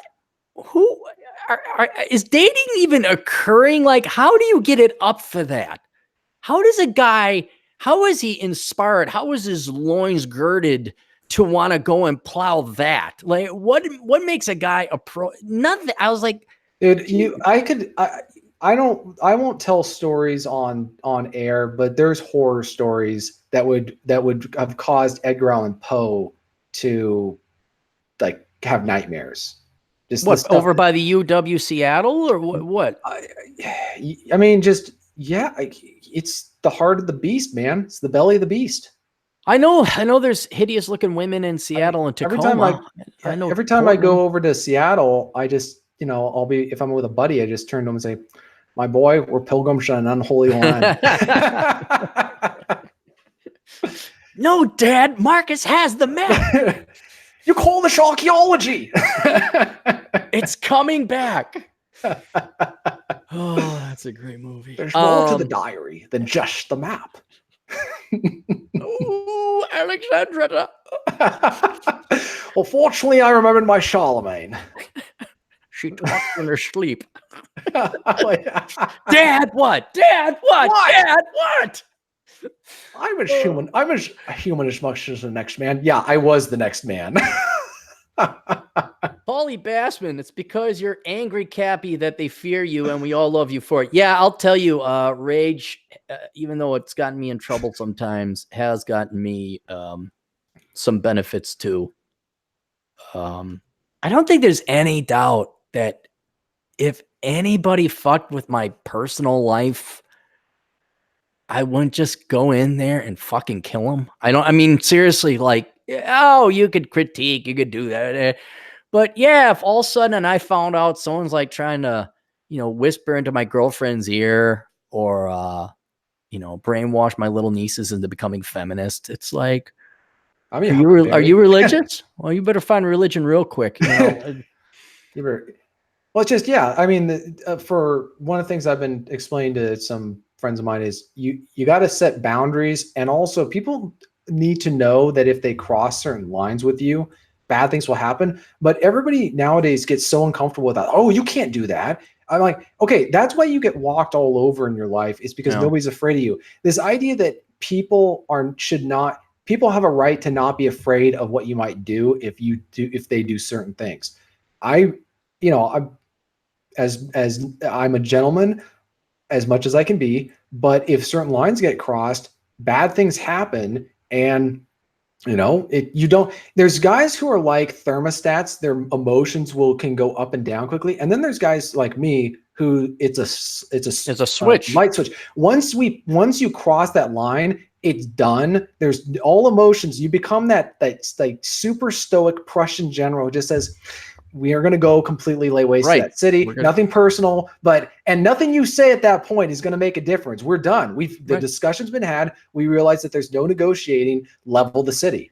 Send in the bombers. Total destruction. I had a guy, and I can't say what happened, but I had him good. This is over 20 years ago. And it was one of those, let's go have lunch. And we met downtown Minneapolis and I ordered like this really nice food and this and that. I'm like, the lawyer's paying. And then I say, here's how it's going to work. And you could just see him get pissed off. I'm like, and if you don't, this is what's going to happen. I was like, see you, faggot. And meaning a bundle of sticks for the YouTube censors there. And but yeah, if you're gonna get revenge, you got to make sure you can't lose. That's the other thing. Right, and also make it clear that if they escalate, it's like immediately. That's one of the laws of power is when you go on the offensive, move fast, and you completely disarm them, because even a wounded animal can cause damage. Yeah, right? Yeah, it's rarely, because it's usually not worth getting into it. And even back then, what I would have done is I just would have walked away from the situation. Like, yeah, you know what? Fuck it. This isn't worth it. I would have been fine. But yeah, usually I make sure that I got all the pieces and everything's in order. But thankfully that hasn't happened. Well, another lesson is don't pick a fight with someone who has less to lose than you. Correct.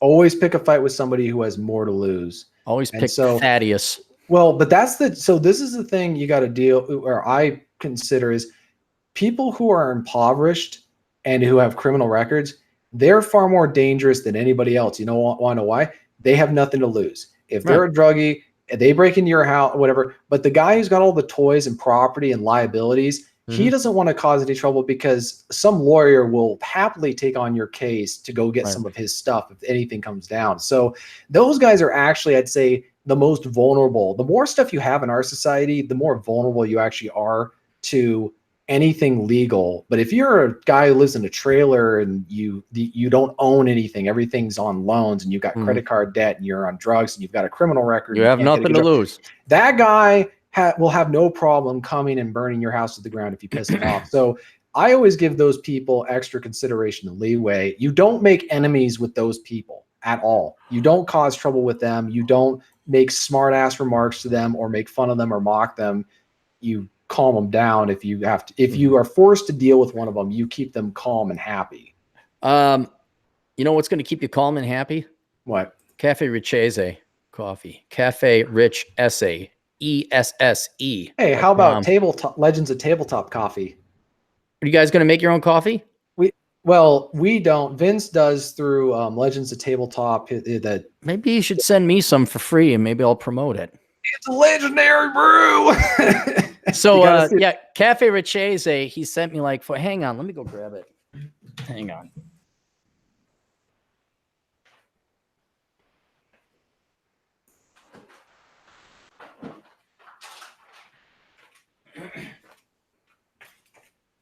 I'm only doing this because I care and will help sales of other coffee. So he sent me 4 types. So this is one of them called Choice City Coffee. You know what we ended up doing with this?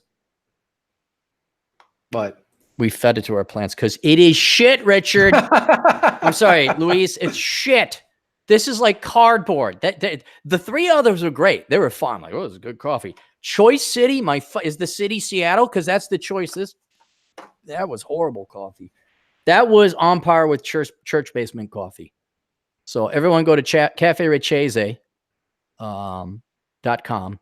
Do not get City Choice. Get any other but City Choice, because that City Choice, that was horrible. Just horrible. So you've been mentioning that you were wanting to talk about what's wrong with the generation I don't identify with. I'm trying to get there, but you keep rambling about, hey, do you know women are going to divorce you? rdklegal.com. Go to rdklegal.com if you happen to live in Illinois or Florida, because that's where Russell of rdklegal.com is licensed to work. And he does divorce, and that's all he does. Contact Russell if you're planning on getting divorced, are getting divorced, about to be served papers divorce, thinking about divorce, or thinking about what, TJ? Why? Okay, let me rephrase this. When should people hire a divorce lawyer? Before they get married? Before you get married. Do you want to get the vaccine for Ebola before you get Ebola or after you get Ebola? Just pointing this out.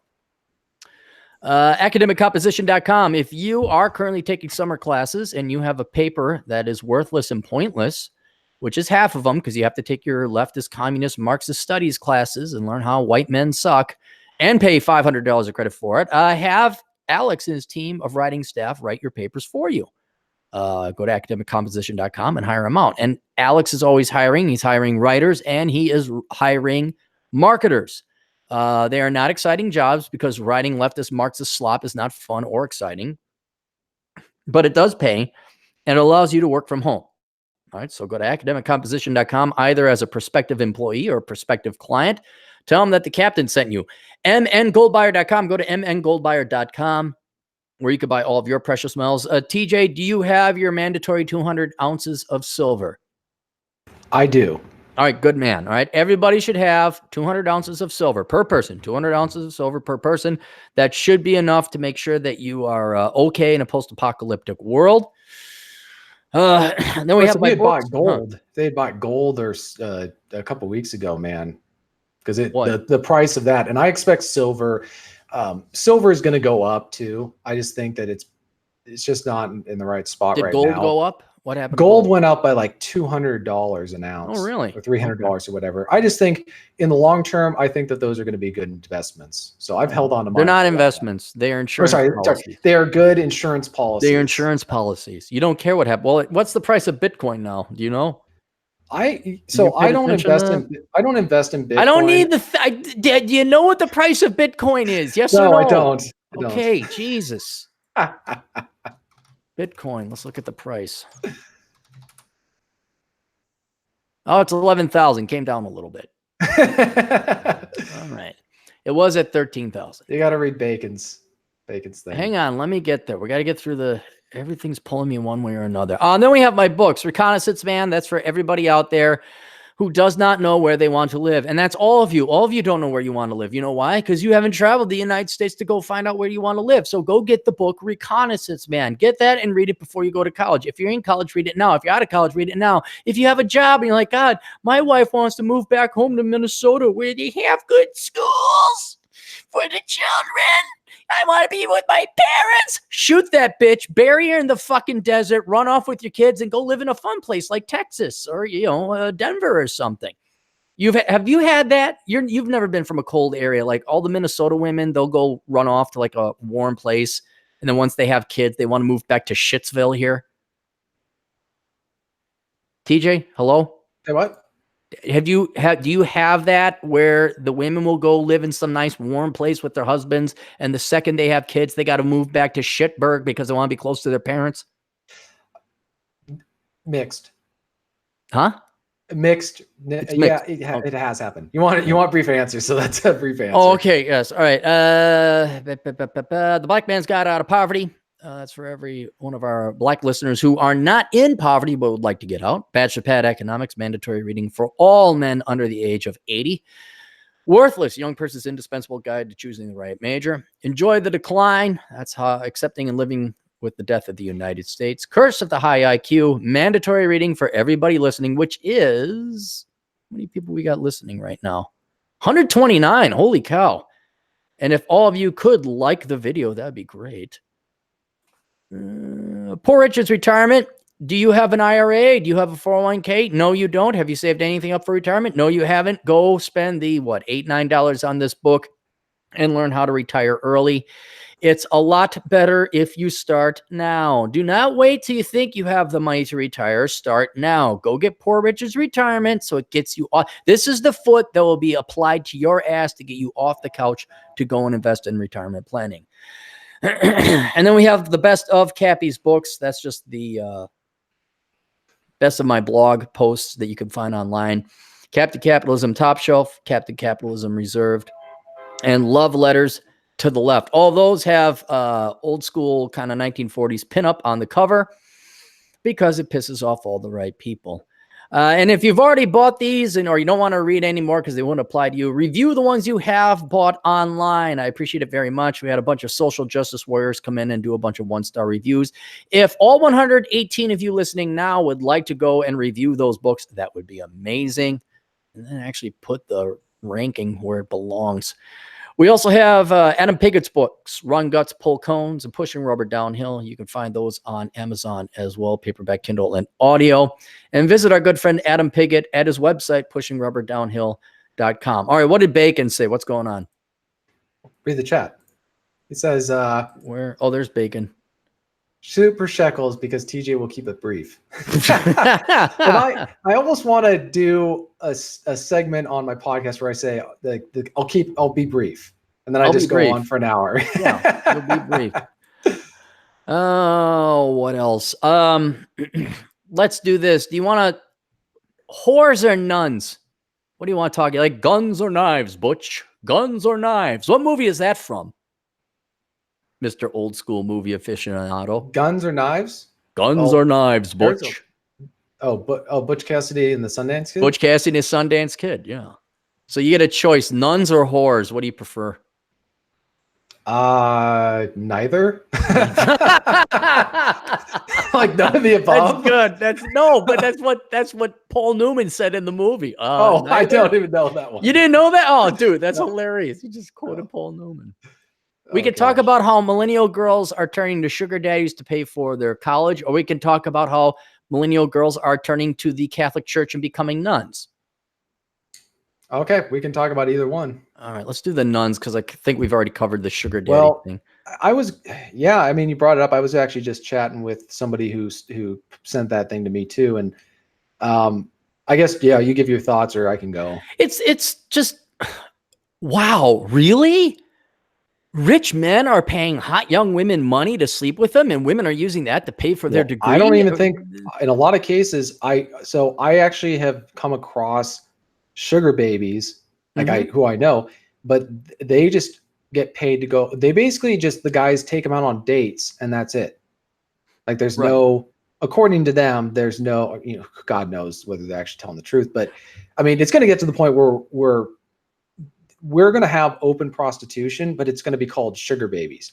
And it's going to be, just guys, be prepared for the rationalizations that's going to occur about how it's not communism. It's democratic socialism. It's not prostitution. It's sugar baby. But here, it's always been prostitution. Well, that's the point. It's always been prostitution. He said today is like dating. When guys dating, the word dating was developed for guys who are trying to come up with a polite way of saying, I'm visiting a prostitute. I'm going out on a date. Okay. Right? That's what original dating was about. Whereas courtship was where the guy would go to the the girl's house where she was living with her dad, and they had a candle with that they would burn. Once the candle, when it was a courtship candle, when it burned out, he had to leave. But they stayed in one room and they were supervised. They had chaperones and all that stuff. So dating was prostitution. I mean, it's always been prostitution in my humble. Thank you. But nobody, but it's just amazing how they try to moralize and romanticize what is essentially an economic transaction. But what do you think marriage is?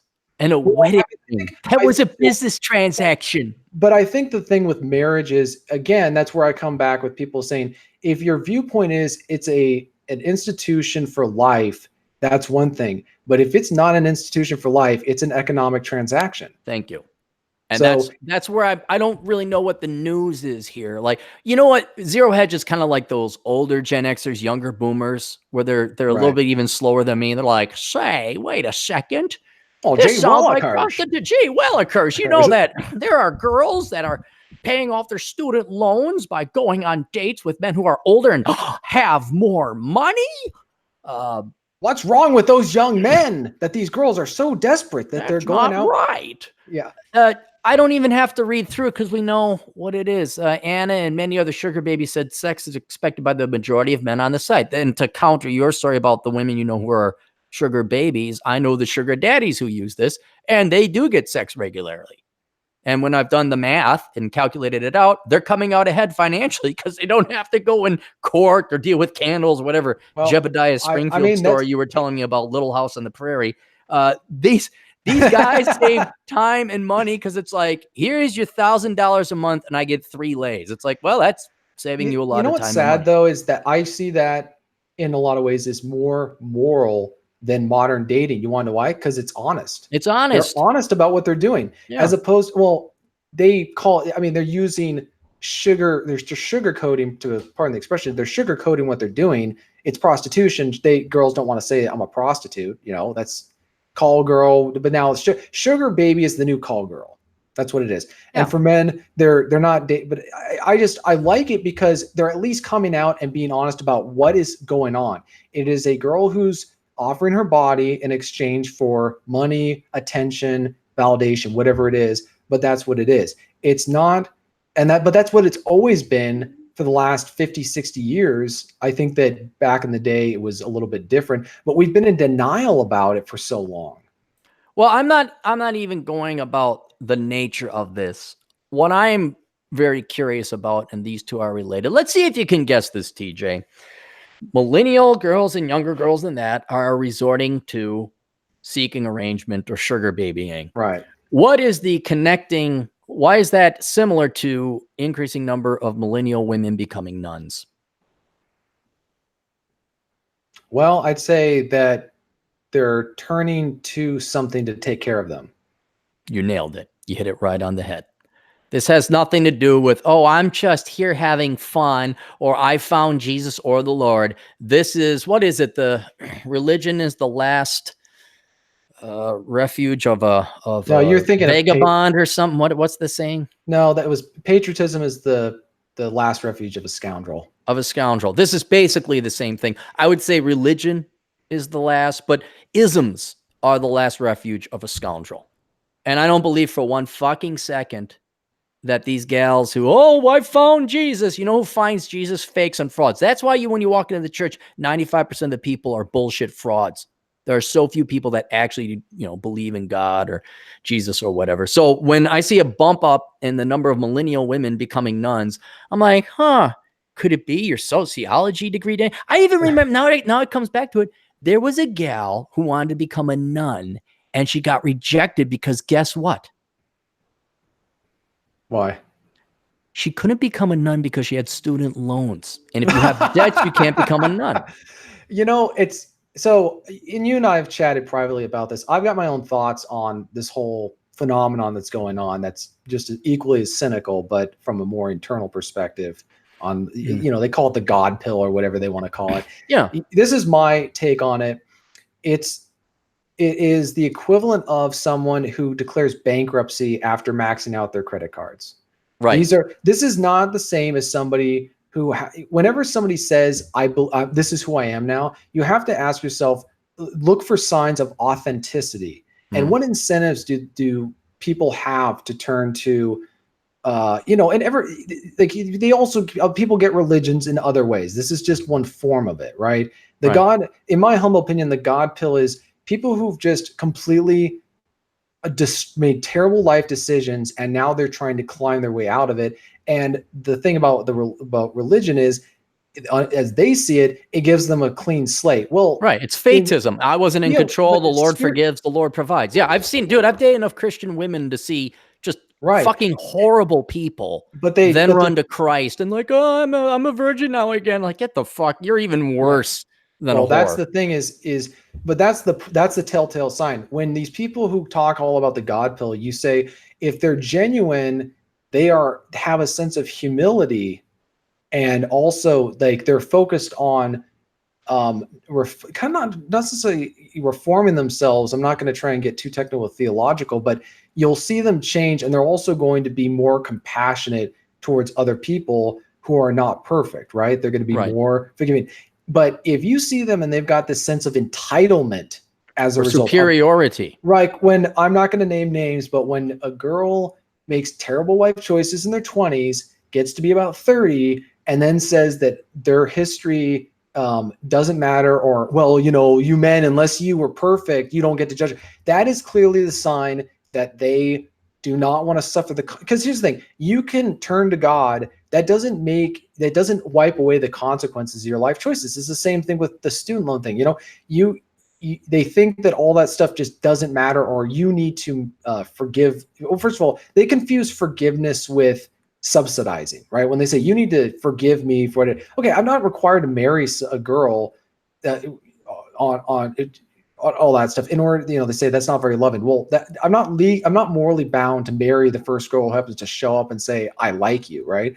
We have a right to look at that and say, also question be discerning and say, I have a right to wonder whether you're genuine and authentic about that. And I think that a lot of cases that's not true. And all these people who are, posting logos rising, they're all obsessing about all these different things. Logos. What's logos? It's Lord of the Rings guy. No, it's referring to this Greek concept, this Greek word that just you see this on Twitter where all right, whatever. It's a fad. It's a fad, and people are jumping on it. But are they actually internalizing it? And the more you hear people talk about stuff, this has been my experience. The more I hear someone talk about something online, the less that likely they are to actually do it in their own life. Because people who are genuine are discreet and quiet about what they do. Just for anyone listening who's a younger man, and I'm sorry, lady. I mean, maybe it happens to guys too, but I didn't see it. Give me a secular girl, give me an actual prostitute. I've known prostitutes. Give me them, and give me single moms. Give me anyone except for a Christian girl. Because I have not met a legitimate Christian girl who was authentically Christian, as opposed to someone who claimed to be Christian and was a true villain, abusing the religion and hiding behind it and using it as a weapon to compare the men. Like it was a means of control. Like, well, here are these rules and I answer to a higher authority. And if you want to even look at these, well, then you got a long way. And it was hell dating these hypocrites. And they're just vile. They're anything but Christian. Well, they also don't think that the man has a right to hold her to her own beliefs. Oh, well, they wouldn't even get that. I never even got that far with these girls. It was once, one time I remember, not joking, TJ, gal was buck fucking naked in my bed. And she's like, well, what are you doing? I'm like, and already that's not a good sign. No, already it's not a good sign when you're both buck naked and like about to go in for a kiss, which I don't know how I got to that point where the clothes were off and it wasn't a kiss. And she's like, well, I can't kiss you. I'm like, what? Dude, just completely fucked me. I'm like, what? She's like, well, we have to be engaged before we kiss. I'm like, get out. Just get the fuck out. I mean, I don't even know what the fuck's going on. Dude, that's the neurotic. So you combine, and this is what's so dangerous. You combine blue pill philosophy with religion. If you're a secular blue pill guy, that's one thing, or gal or whatever. But now they're saying you like, they're like crusaders. It's a fanaticism. But I mean, the thing is, and also what they exploit is most of the men in the church, like you're saying, they're there. They don't know how they don't know what they actually believe, so they're easily manipulated. But somebody who actually knows what they're doing, those girls will run away from those guys in a heartbeat because they can smell them out. They can sniff them out easily. Well, they can look up and down a man and know that guy is going to hold me to what I actually believe. I'm looking for a man who accepts me as the moral authority, right? Like the supreme moral authority in a relationship, right? And here's my convenient excuse called religion. Well, they'll throw out stuff because you're not going to be perfect, so it's a perfect weapon. Like, you're not perfect, so you got a long way to go. Like, because you'll never attain perfection. Right. So I don't know. I've never understood what the incentive was for Christian, aside from pure evil control, I guess. Well, because think about it, it's neatly just the way it is it works really well for a girl who wants to go, live the party lifestyle in the 20s, and then 29, 30. Oh, like, so you know what it is? Oh, why does she have to bring a guy into this? Why not just go a Christian girl? Why loop a guy into her insanity? It's the cult of the prodigal son. They love that story. They love the story of the girl and the guy who went out and made a total mess of their lives. And then they come back, and we have to be inclusive. We have to accept them. We can't question their motives. We can't question anything. And you need to make a legal commitment for life to that girl. Okay. So it's not just acceptance from the church or forgiveness from God for her own psychological. Then she needs a man on top of it to accept her. Well, but that's part of the narrative is it's this belief. I promise you, if they did not believe that they are entitled, they believe that they are morally entitled and that they are guaranteed a man, they would not be out doing that stuff. But they know that there is an institution that will condemn any attempt to hold them accountable for what they've done. That's in the past. That was then. This is now. That's not who I am anymore. You can't hold me responsible for that. That's not very Christian. You're not forgiving. There's something wrong with you. You're not right with Jesus. You need to go be Jesus filled would, yeah, Jesus. And I mean, I've heard that kind of stuff, and I just laugh and I say, no. I get a kick. I'd love to see some woman criticize your squeaky clean ass. Like, TJ, you parted your left side of your mustache before your right side. It says in Leviticus that causes lice. I could have done whole, it doesn't matter, that kind of stuff. This is about, we could get into that stuff, but it's just, you just call them out and say, I don't think you're genuine, and I have a right to figure that out because you're asking me to commit to you. I'm completely within my rights to do that. And then the church would try and judge anybody in the church would try, but that's the problem is there's so much of that blue pill philosophy that's infected the culture that they presume that when a woman speaks, God is speaking through her.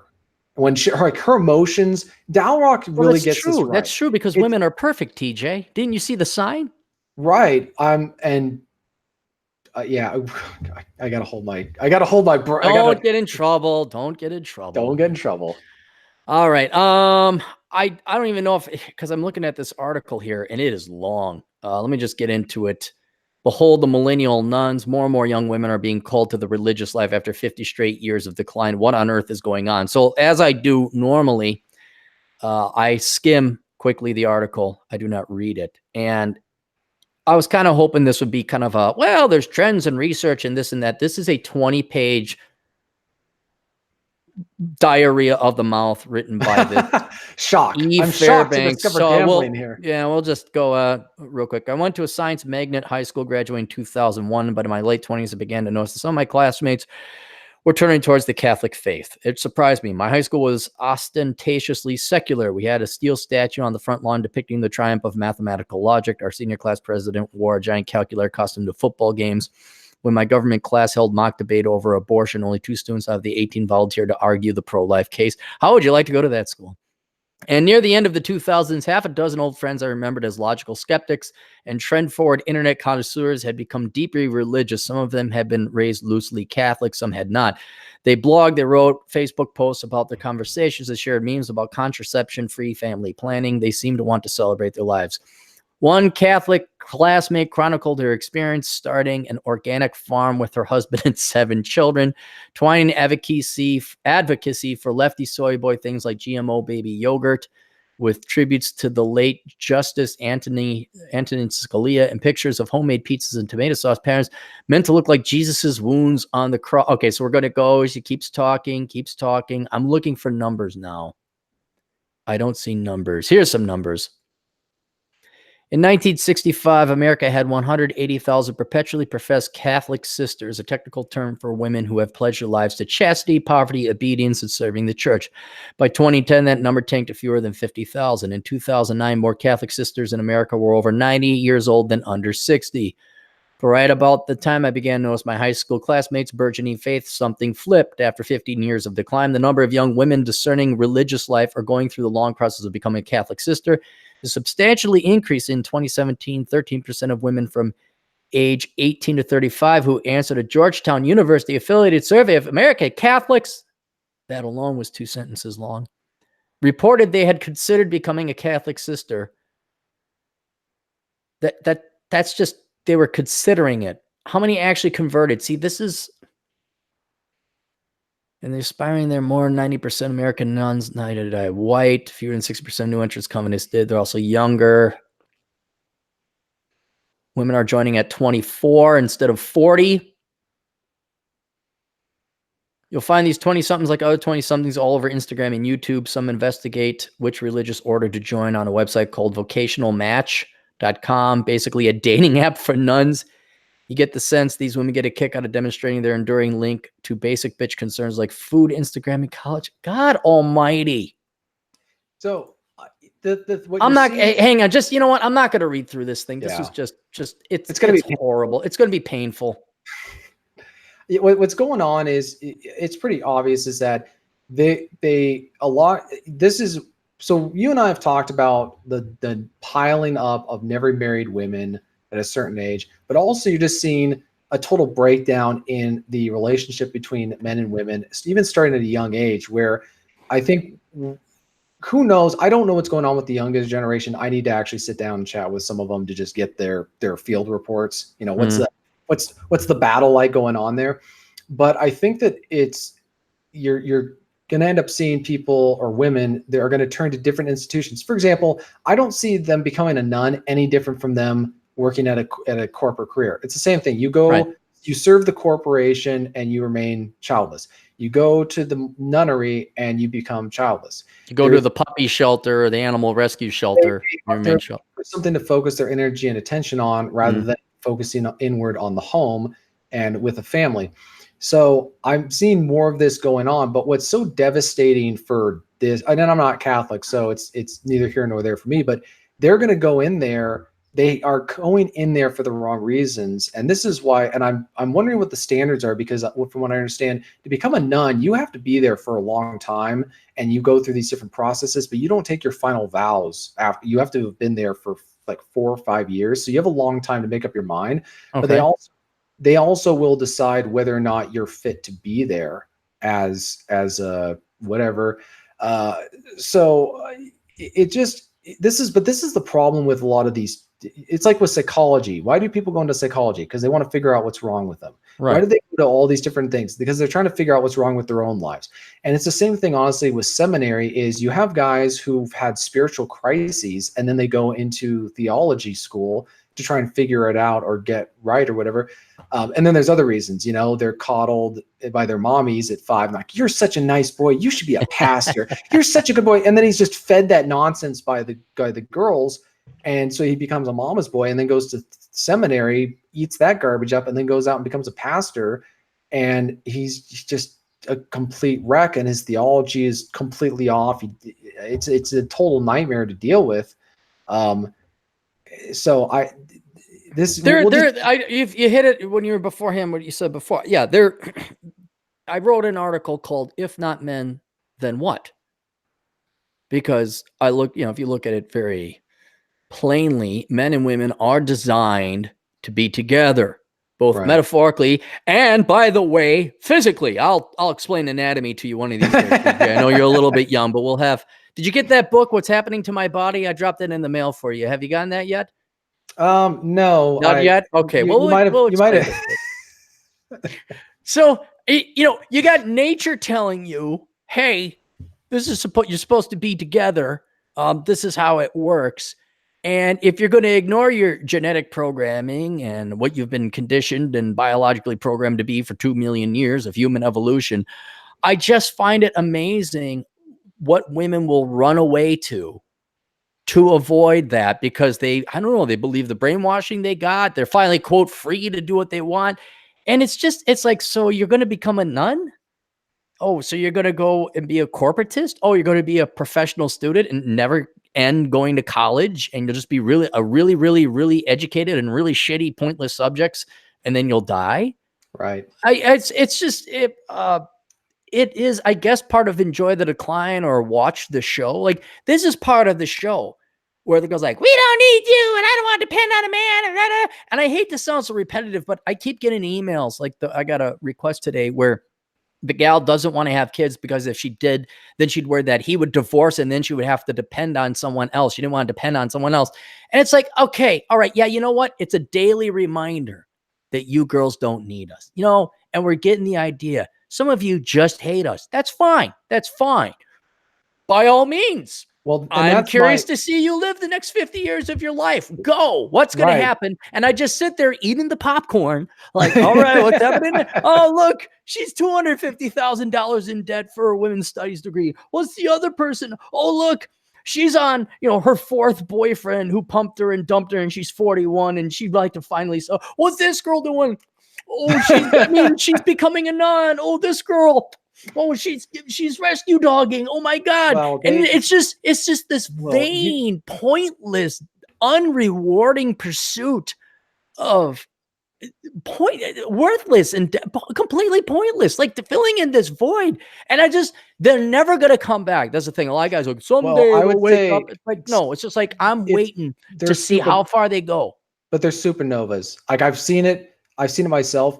When a girl gets over a certain age, not married, no kids, they start to implode. And that's why you see the hysteria with a lot of these girls, like these celebrities or whatever. You see like Brie Larson's going through that, Taylor Swift's going through that. They start to just psychologically break down, and you just, guys, stay away. Just stay. No, I'm not even joking. That's where they'll do any, because they realize that their youthful days are ending.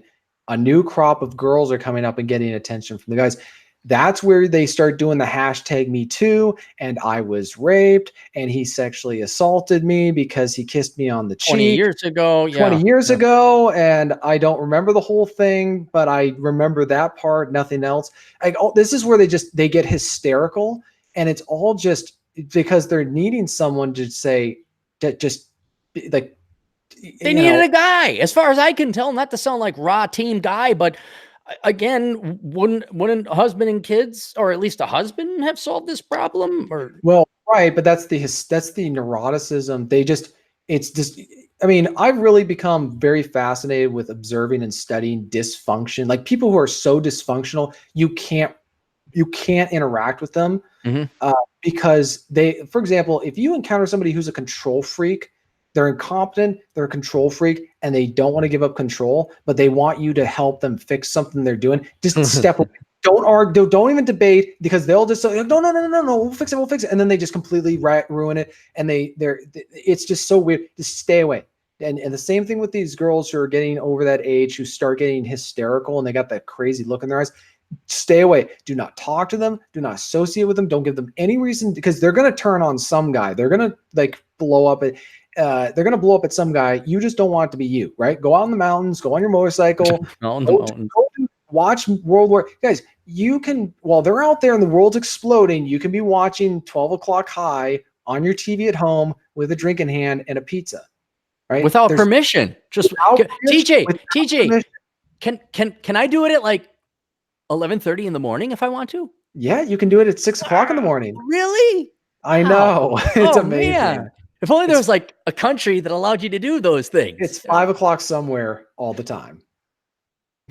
I always got a kick out of when I used to booze a lot.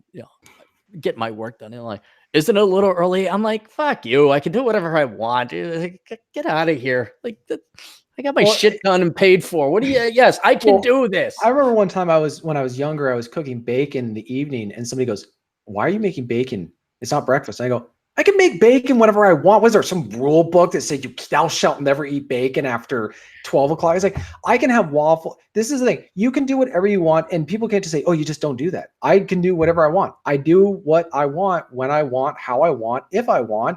And I'm not asking for anybody's permission. This is what kind of I find funny is when I say I'm going to do something, like, well, you shouldn't do that. It's like, I wasn't asking for feedback or input. I was making a declarative statement. Thou let there be light, not is it okay if I have light, right? Let me ask you this, because you're on a very similar path to me. You catch a lot of criticism in guff, right? Well, why did you do this? Why'd you have bacon? Why'd you, do you also have the people like, geez, TJ, I find it amazing. You just get to go and hike whenever you want. Did you get anyone who compliments you about your life? Yeah, and I have to also caution them to say, don't be too romantic about it, because there are costs. No. I'm just saying, right? There are men who say that, right. But they tend to be men who are also bachelors. Well, right. My favorite. Have you ever had it where the person who's a man, I wish I could. Oh, that's a real good setup. But then they criticize you for having bacon in the morning. Has that ever been the same person? No, most of the men, honestly, that I pity, they don't say anything. They're kind of just and things have changed in my life. It was bad, I'd say, when I was younger, like at that age where it was traditionally that's when you get married, according to the book of Second Opinions, chapter 3. But it's kind of gotten to the point where I think a lot of people realize, I don't care and I'm not going to listen. You stop arguing with people and you just say, I don't care. Yeah. Or whatever. Or just whatever. But and also people they focus on other stuff, but that's why you just don't inject. So when some girl writes an article about where have all the good men gone, guys, do not write a response. Don't write some nuanced response explaining all the things. They're not stupid, and they will the first thing they're going to do, and Cappy, you can tell this from experience, they will look you up online and see where you work and contact your employer and try to get you fired. They contact me often enough to tell me about myself as a bad employee. Yes. Yeah. They tell me I should fire myself all the time. And you give yourself a raise. And then I have a meeting with myself. And I say, Clarey, you're awesome. Thank you, sir. You're the greatest boss ever, too. Right, and then I give myself a raise. Yes. Right. And that's the thing is, guys, they're going to be looking for scapegoats. And it's going to be, if you're a bachelor and you're well-adjusted and you're normal, you will become the enemy. You are the man who did not give them the life they were hoping for. They also shouldn't even let them know you're the bachelor. Now I'm thinking about the way things are going. Like you almost want to lie and say, "Oh yeah, I'm an analyst," or "I got to go to work," or "I got to," "Oh yeah, I rent this house." And "Oh, it's a buddy of mine who's doing really well and I just got to maintain it. So I get a pretty good deal on rent," and I'm wondering if, we got Bacon listening, we got Atham listening, we got Chad listening. Yeah. I'm wondering if guys there's no reason to where have all the good guys gone? And you raise your hand like, excuse me, right over here, because then it's like, well, you're a low 6-figure income. I'm going more for the high 6-figure income. And, you have hazel eyes, not really the piercing blue eyes. So it's like, you know what? Did you ever I don't know where the good guys got. Bob, I'll go to Chad. Have you seen any of the good guys? And Chad was like, God, I don't know. I just make $23,000 a year sitting here in my apartment in poverty without my car. And I'll say, TJ, do you know where any of the good guys? You're like, no, I just here being an alcoholic, drinking my bourbon and bacon at 3 a.m. in the morning, watching movies. I don't know where any good fit, in shape guys are. My Mariner just broke down, that kind of thing. I'm wondering if that's just maybe the way to go. Cause there's and I've done it. I've done it before. I think I talked about it on a podcast before where I had an actual hero. He was a 10, tried to set him up with a girl and she stood him up. And it's like, yeah, you know what? Maybe we just take everything off the table, not even waste our time. So like, here's a 10, here's a 9, here's a great guy, where it's just like, nope, I don't know. Yeah, you're right. There are no good guys left. Hey, but that guy who claims to be an investment banker and drive that lease Beamer around but you don't know the difference between a lease and owning, so who cares? I think he's a pretty good guy. I think you should go out with him. And just, again, eat the popcorn, watch the show. You know what I would do? If I was going to help a guy out, I would tell girls, stay away from him. He's a bad boy. Yeah. He's broken way too many hearts. Don't be fooled by his nice demeanor. He'll break your heart in an instant. Just stay away from him. Don't contact him. Once you hear his voice, he'll somehow drag you down to his very horrible world of I don't know how he gets all these girls to fall in love with him, but he breaks all their hearts. But that's the point. It's kind of like when I was saying, don't tell a girl I'm never marrying you. She will respond the opposite of what you're thinking, where she's just going to be resigned. No, she's like, oh, I'm totally I have to have this guy. I gotta get that guy. I'm gonna fix it. I gotta get that. Let me see here. Let's go through the super chats. I think we gotta get going because I gotta hit the gym. Yeah. Bacon Maldito for 223 of thegoddamnbacon.com. Visit him at thegoddamnbacon.com. How does TJ get the girls? Asking for a friend. TJ, how do you get the girls? Trade secret, Sonny. But if you sign up for my online course for $100, Cascadia Love. But there's like, you're kind of in a, I mean, you're not in a great environment. I mean, at summertime, maybe there's some gals working up there as tourists. There's not a lot though, is there? The number, there are more girls with tattoos here than guys. Okay, never mind. Yeah. I will say no more. Just you have to come to the Pacific Northwest. I've been talking about this with Tim Keefe on the podcast. This is a place that people are coming because they don't belong wherever they left. They're here because they don't belong somewhere else. And so that is the identity now that's becoming of Washington State. You're the toilet of the United States. Well, I'm a native Washingtonian who's being overwhelmed by misfits, outcasts, or just people who are like, screw you, Texas. I'm not going to be that redneck. I'm going to go be soy boy. I'm going to go be an intellectual soy boy in Seattle where I feel accepted. Like the classic, loser from a small town who moves to the big city so he can be accepted among fellow losers. I have visited Evergreen College. I did ride through that on my motorcycle one time. Last time I visited. Let it all hang out, right? God almighty. What a shit. No wonder they're all pissed off. No sun. It's in the middle. That forest was thicker than the Ewok forest. I was like, holy cow. Bacon Belt Maldito for another $2.23. For your information, women are always taken even if they're not. Well, they're always free. They're always available, even though they're not. God, especially as I got older and in dance classes, I think half the girls I dated had boyfriends or were married. Because it doesn't mean anything anymore. Whoa, bacon for another. Oh, geez, bacon. Bacon for $5.56. Consensus is the refuge of scoundrels. Ann McElhenney, quote regarding climate change, but applies to the born-again Christian vagina baptizing. And then bacon for another $5.56. Thank you, bacon. I'm going to go get some food here after this. Women will always jump to the higher authority in order to avoid responsibility. That's why they run to religion just like they run to the state. Interesting observation. Very interesting. Smooth Jammin' for $1 just donates us $1. That's all there is. Bacon Maldito. Bacon, you can let other people donate if you want for $2.23. Never Take Women Serious show. Oh, he's got a new episode out called The Never Take Women Serious Show, thegoddamnbacon.com. Have you listened to him? I haven't checked it out yet. It's worth downloading. Yeah, he's definitely. It's like if it's a break from politics and all that, it's just him and his life, and it's actually kind of cool. Like the great one over at Sinlib Soch, my favorite podcast of his, when he's not blaming the Jews or minorities for everything, is his work. When he goes to work. I thought that was John's show. Well, that's also John Steele. Yeah, there's these shows where it's like, great, and if it weren't for that damn Jews, I'm like, oh gosh, those Hispanics. I'm like, what? The ones that are engineers and like go spelunking in caves and donate me money? Yeah, I know that guy. That's it. I'm gonna hit the gym. I'm gonna. Let's go through a couple final things here. If you want to help out the show, you can go to olderbrother.com/donate. And there are 3 ways you can quote donate. One is PayPal. You get nothing in exchange for that.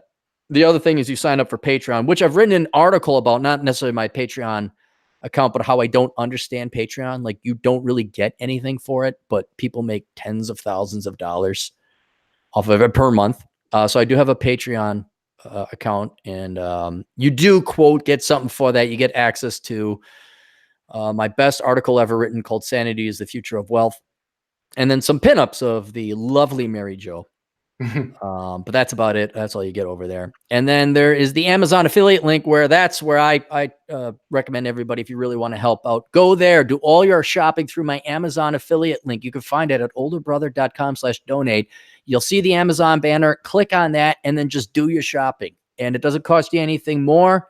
I just get a 6 to 7% cut on all your purchases. So you're going to spend that money anyway. This way you don't have to donate money. You get nothing in return. You just help out the old Capmeister, and that's how it helps out.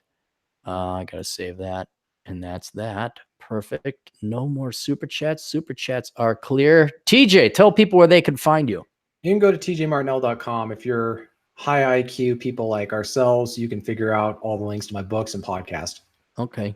How many, what do you got, 5 or 6 people now listening to your podcast? 5. 5? Okay. 5. All right, cool. Well, maybe we get 7. Maybe 7 people listen to you. I know. You actually, well, you get a couple hundred at least, right? Yeah, and it's just inconsistent. Some of them do really well, and then some of them, I used one time I got like 50, 60 downloads within a week on something. So I don't know. It's hard to figure that out. Like, I've put together like shit videos. I'm like, I'll just throw this together. 80,000 views. Yeah. I'll put together this hard, thought out, philosophical, like 250. It's like, what the fuck? What? Yeah. Yeah. And then there's all this. Well, you see, you have these fucking scientists. Well, the best time to send out a tweet is at 7:57 Eastern Standard. I'm like, oh, shut up. I'm not even up at that time. I'm going to wake up and send it out. All right, that's it. Thanks for being on the show, TJ. Thanks for everybody for tuning in. TJ, will you take us out appropriately? How so? Enjoy the decline? Oh, jeez. How do I end every video, TJ? Oh, toodles.